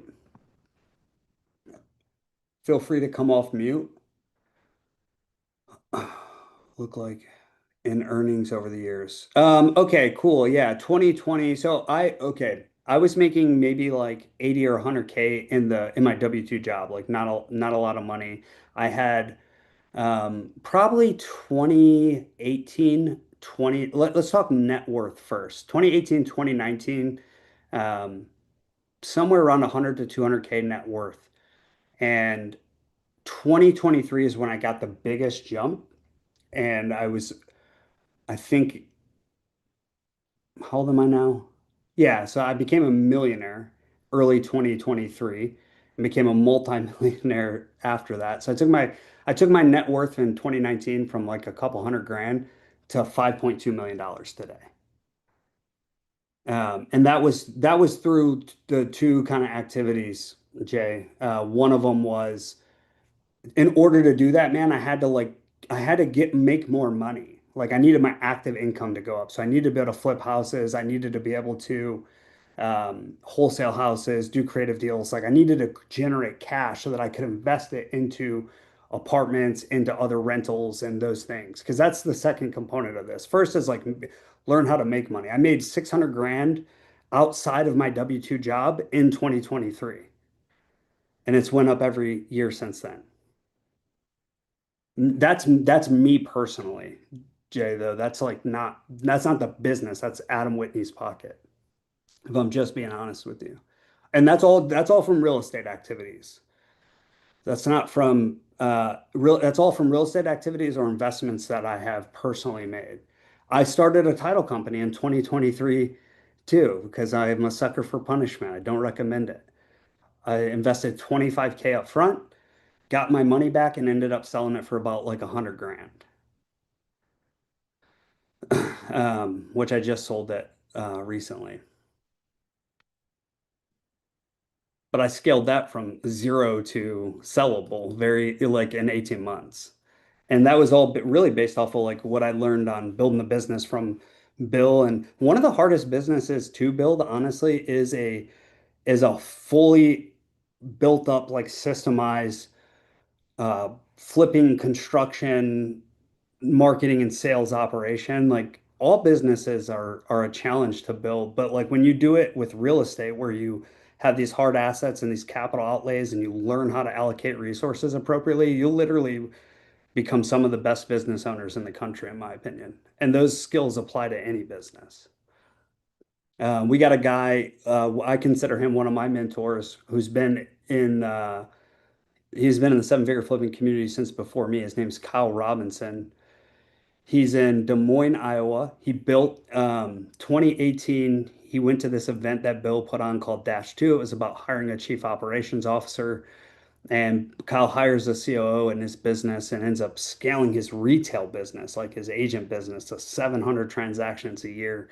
And meanwhile, he's also flipping like 40 houses a year, plus buying rentals and all this stuff in Iowa. And then he's vertically integrated roofing. He's vertically integrated a lead gen company.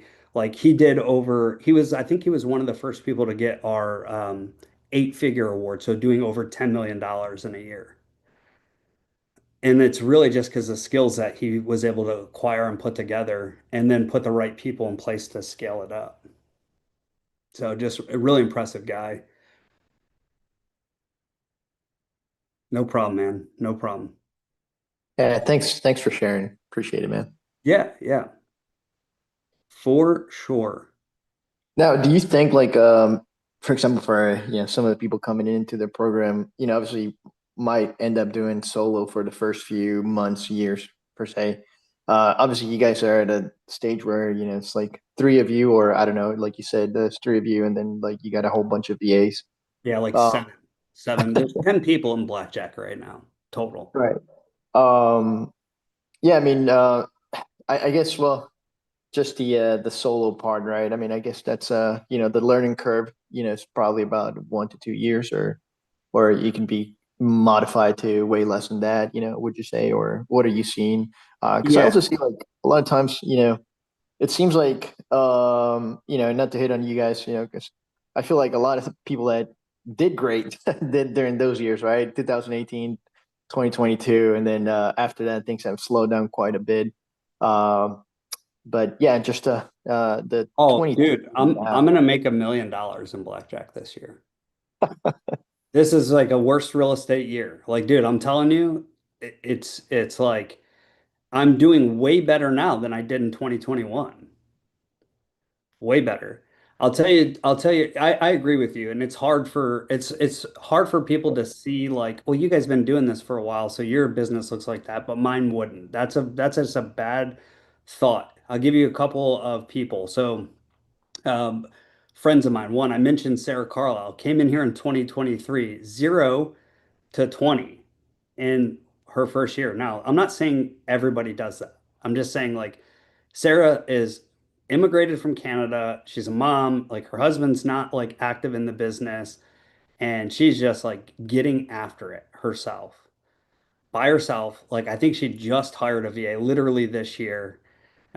I actually have a calendar reminder for tomorrow to follow up with her on how that's going. Like, I'm not even kidding. And in December of last year, she called me and said, dude, I got a tax problem because I made too much money. Yeah, I Uh, heard of those. you know what I mean? Like, Yeah. and what's too much money? Well, when you go from making six, 100K or less to 500K in a year. It's like that's a pretty insane amount of money, in my opinion. Like to me, that was crazy to me, dude. I came from Detroit, man. My dad worked at a place called TWB, and he was illiterate. Nobody in my family had graduated high school. The people that I thought were rich worked for the motor companies and made 100K a year. My dad would work 70 to 100 hours a week to make $70,000 a year at one of these like steel companies. And I thought, and I lived in this house, 12246 Syracuse, like in Taylor, Michigan, which we moved to from Ecourse, which is the hood. He paid 62K for this house, and I thought we were like moving on up, right? My thought of like what was a lot of money was if you drove a brand new Ford vehicle and you made like 80 to 100K a year, like to me that was like if I could do that, man, I would have made it. So to go from that where I was to being able to make multiple six figures and then into seven figures is like in literally insane. It gets to the point where more money actually doesn't change much about your life. And your question is you're alluding to like, but what about me when I'm starting in year one? So that's like Sarah was able to do that. And then I look at my friends Ted and Steph Sherratt, who are in Indiana, by the way, low price point houses. Um, she's working for one a company where she's making pretty good money, maybe 80, 100K a year. I don't know exactly, but and she's like she joins our community. She starts growing her business all in year one.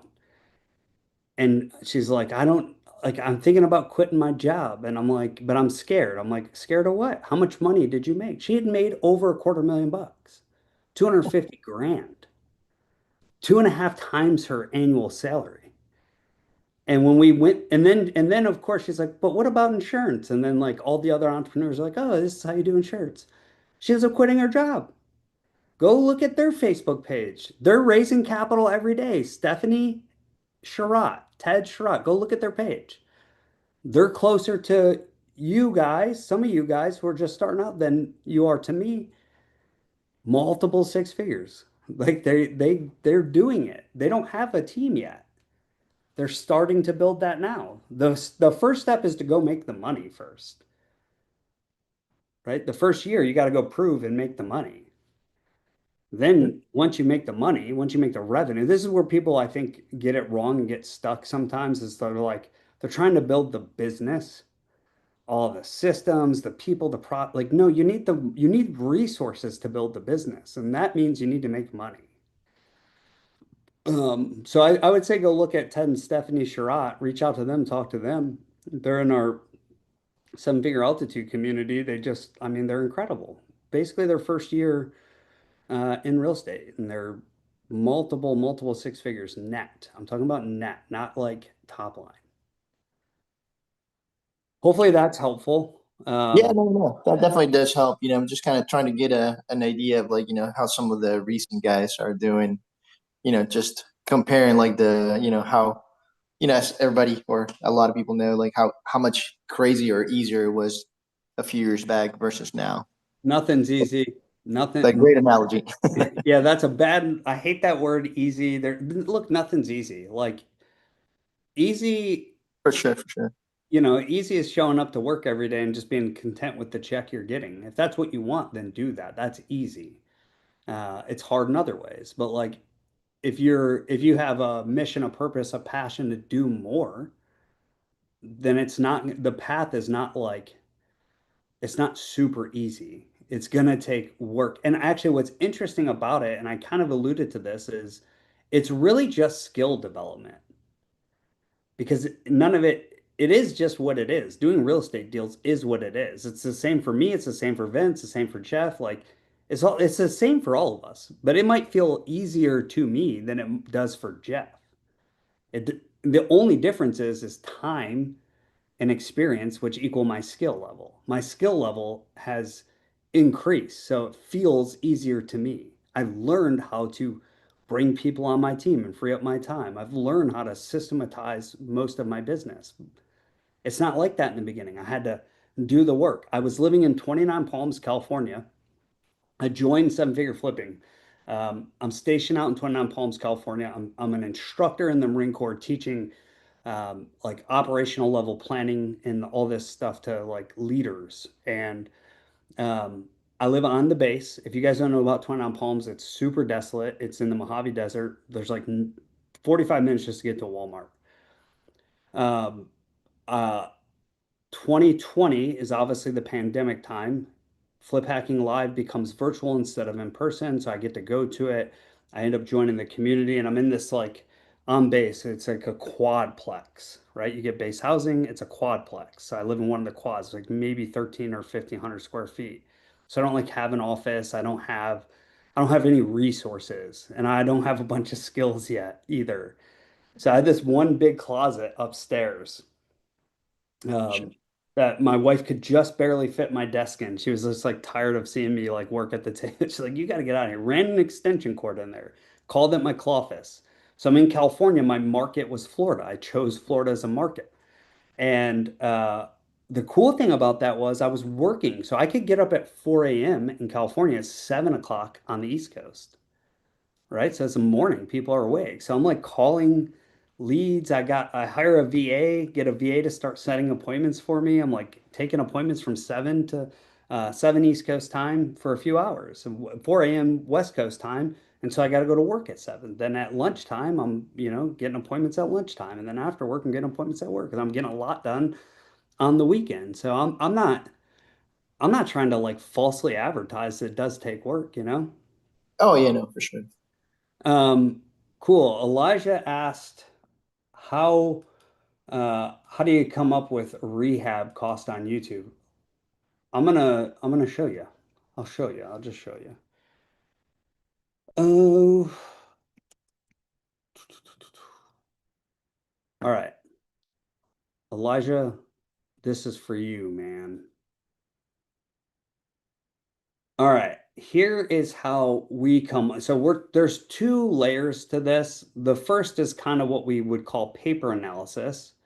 So with the photos, with the information we have and the general pricing we understand in our market is we just got to look at the information we have and then say, okay, it's a 1,500 square foot house that needs a roof. Okay, generally going to be 12K. Plumbing main stack's good, but it needs a water heater. Okay, cool. Uh, Electrical panel and service mast, let's say it needs that. It's a medium kitchen, smaller house. Actually, yeah, medium kitchen, smaller house. It's gonna need that. It's gonna have a couple bathrooms to do. It's gonna need flooring. I don't know what goes in here, actually. It's gonna need flooring. Oh, it's based off the price per square foot up here. You said 1,500. And these are conservative numbers on here for our market. It needs flooring. We're gonna do interior paint. We actually get interior paint $3 price per square foot. It's less than $6. Let's say we're gonna paint the outside. It's brick. We want to make it white. Foundation's good. Let's say it's got 12 windows, all need to be replaced. It's gonna be 3 dumpsters to demo it. Don't need to do an eviction. Let's say we're going to do landscaping on this thing. There's no pool. Cool. Hey, we're at 73K right there. That's pretty conservative. I mean, this is tailored to a Florida market, but you can see 73K. We've got some rules. We've got some county websites in here so we can look and see if things were permitted. We've got some evaluation criteria for, doing comps. When, how recent is the comp? How far are the comps from the house we're looking at? Ideally, they're in the same subdivision. Is it within 20% of the square footage? Same bed bath count within 10 years of year built, same style of home. I don't want to compare a split level to a ranch brick, right? I want to compare the same like kind houses. Declining market, the more declining the market is, the more recent the comps we want are. So yeah, and then our team puts those like in the CRM and stuff like that. So that's the first layer. We get a kind of a ballpark based on pricing, and then that allows us to make an offer just based off the information we're given. And then if we feel like the offer is in the right spot and it's worth going to see because we might actually get it, then we bring a contractor out to price it out, right? They come out, they price out the actual rehab based on what we think we need to do to get the price we think we want to get. And we take that quote and then we put it to work.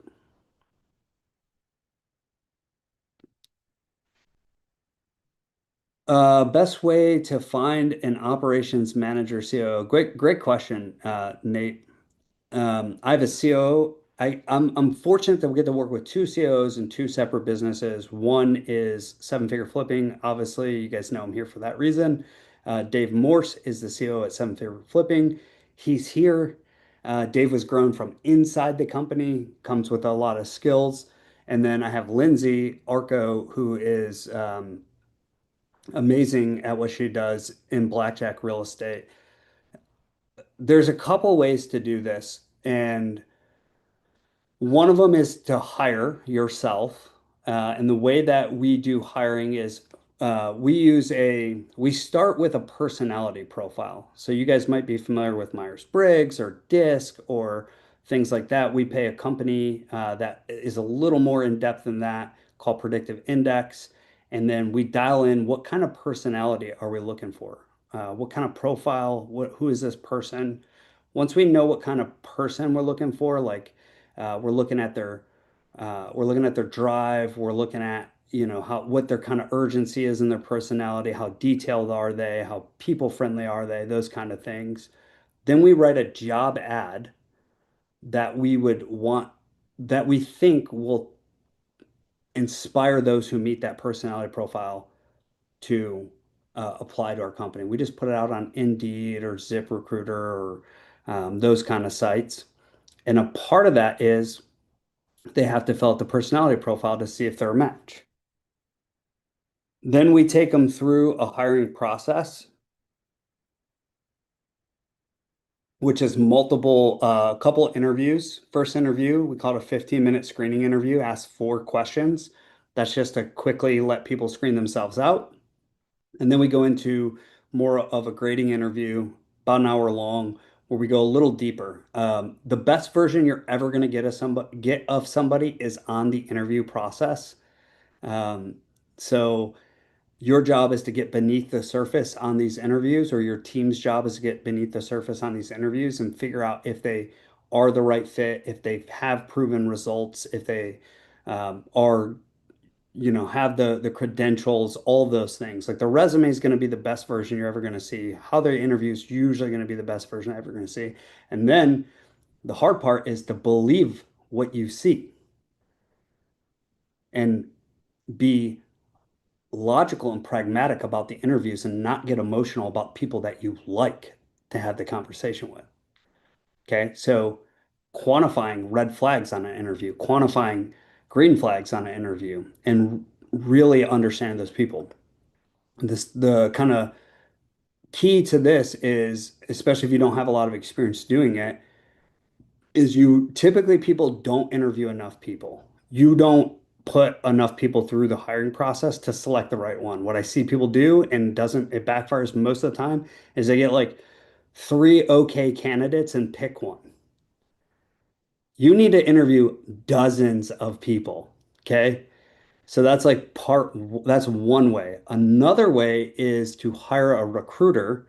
If you're making a hire that's as important as the COO, is you can hire somebody who will go out and find that talent from you. What's interesting about that model is they're going and they're plucking them from a job they already have.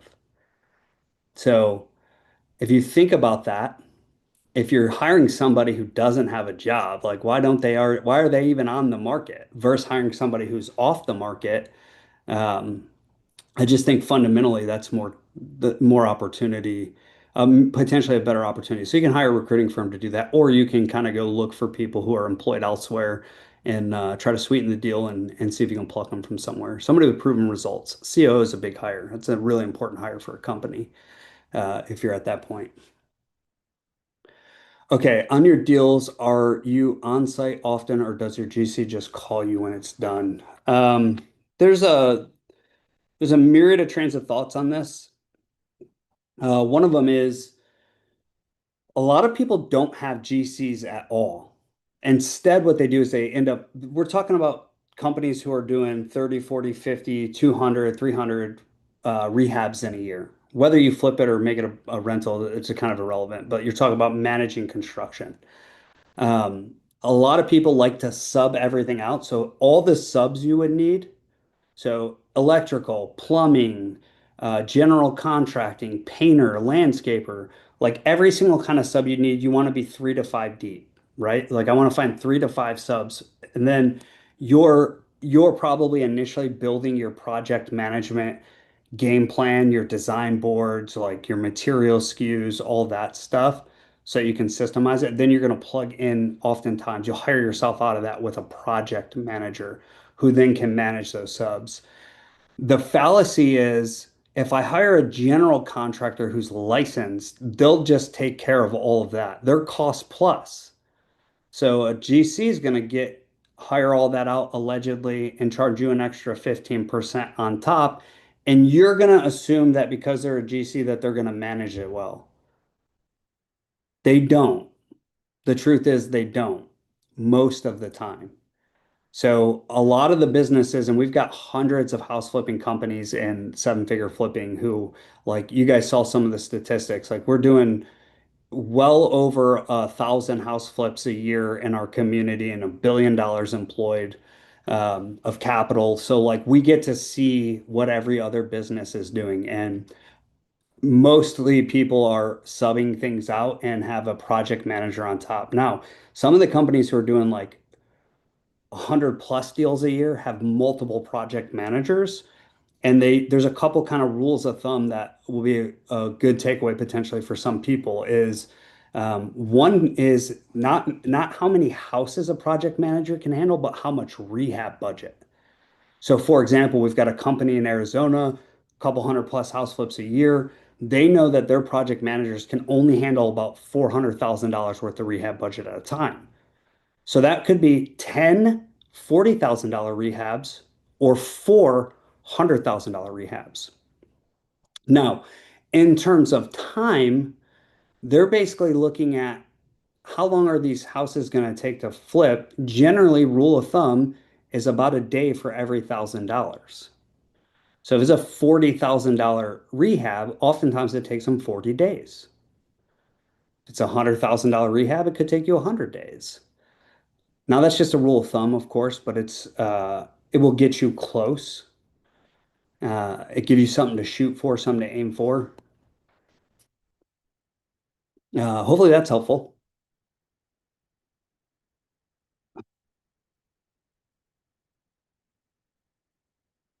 Okay, cool. All right. So for those of you guys who came to the Capital Leap training this past week and you guys were committed, like I just my hat's off to you guys. I was the same way. I remember going to Flip Hacking Live. It was a 3-day live event Bill put on in 2020, which brought me into the community. And I remember Bill saying something. It was either in an email or on like a pre-call. He's like, dude, the people who win are the people who are committed and play all out. And I remember going to my wife Jenny and asking her like, "Hey, I really want to get this part going. I want to get this business going. Would it be okay if I'm like locked in this room for 3 days, fully all in?" And would you support me in that? And she did support me in that.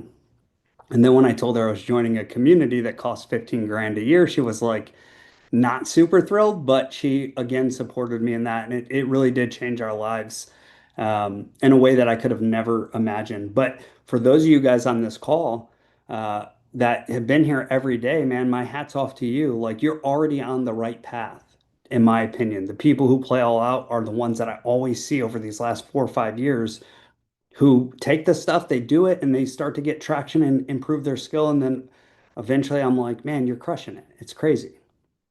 So my hat's off to you guys. For those of you guys who jumped into the Capital Leap program from that 5-day training, like super pumped to have you. It's Bill made this analogy because he gave you everything. I don't know if he's never given that much stuff in that program before. Like we had to literally add stuff that he decided to give. There's like two trains of thoughts. Like we don't want to get people distracted and give them too much, but he made this analogy to the gym, right? Like you go to the gym to work out. You walk into a gym and there's 1,000 things you could use, but you go there and you just work out your arms. You're using a couple pieces of the equipment. So I would encourage you guys not to be overwhelmed with how much resources you have. I would encourage you to think about, all right, what is the next thing I have to do to get this moving?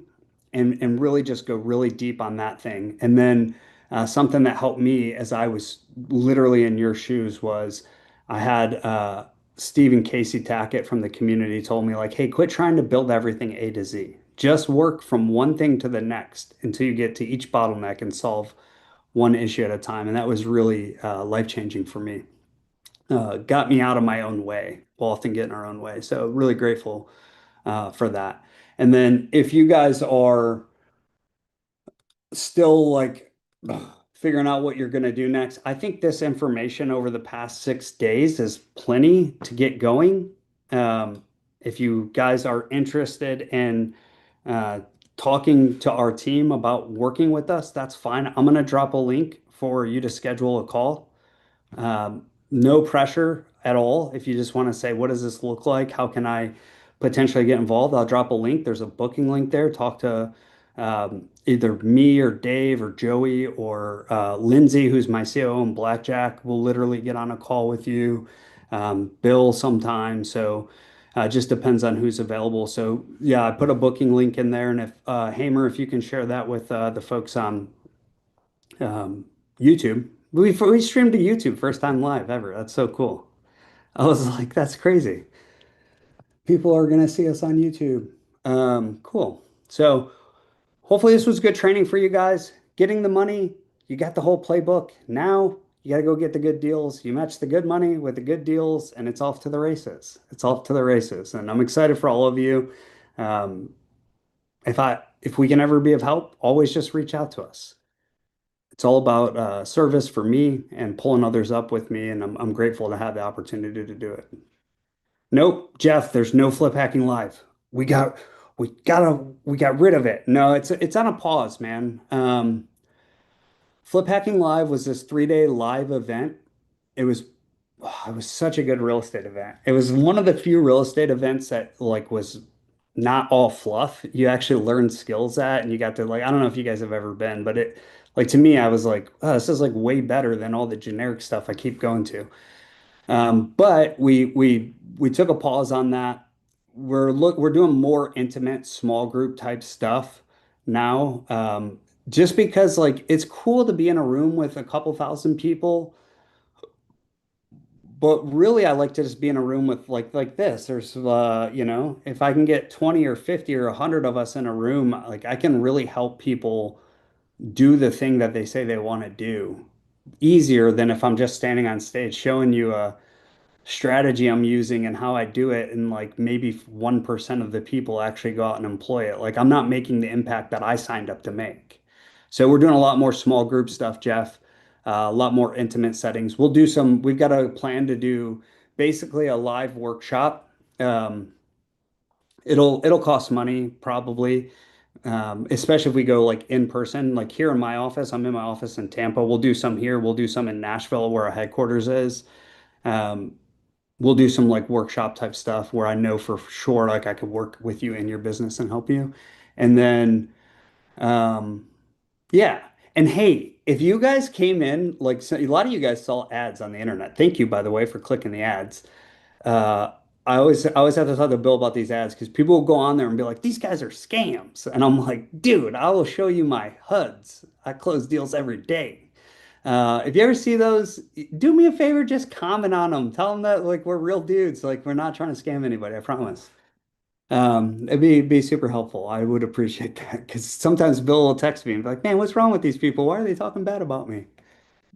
Uh, hey man, look, we all got feelings. So if you guys see Bill Allen, me putting Bill Allen's face on ads all over the internet, you know, just say something nice about him so he feels good about it. Cool. Thank you guys so much for spending time with us. Hopefully that was useful.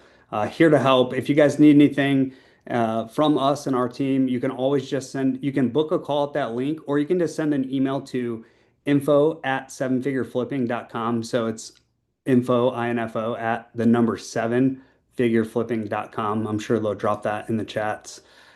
Great seeing you guys. Had a great week with you all. I really appreciate you guys showing up, and hopefully I see you guys soon.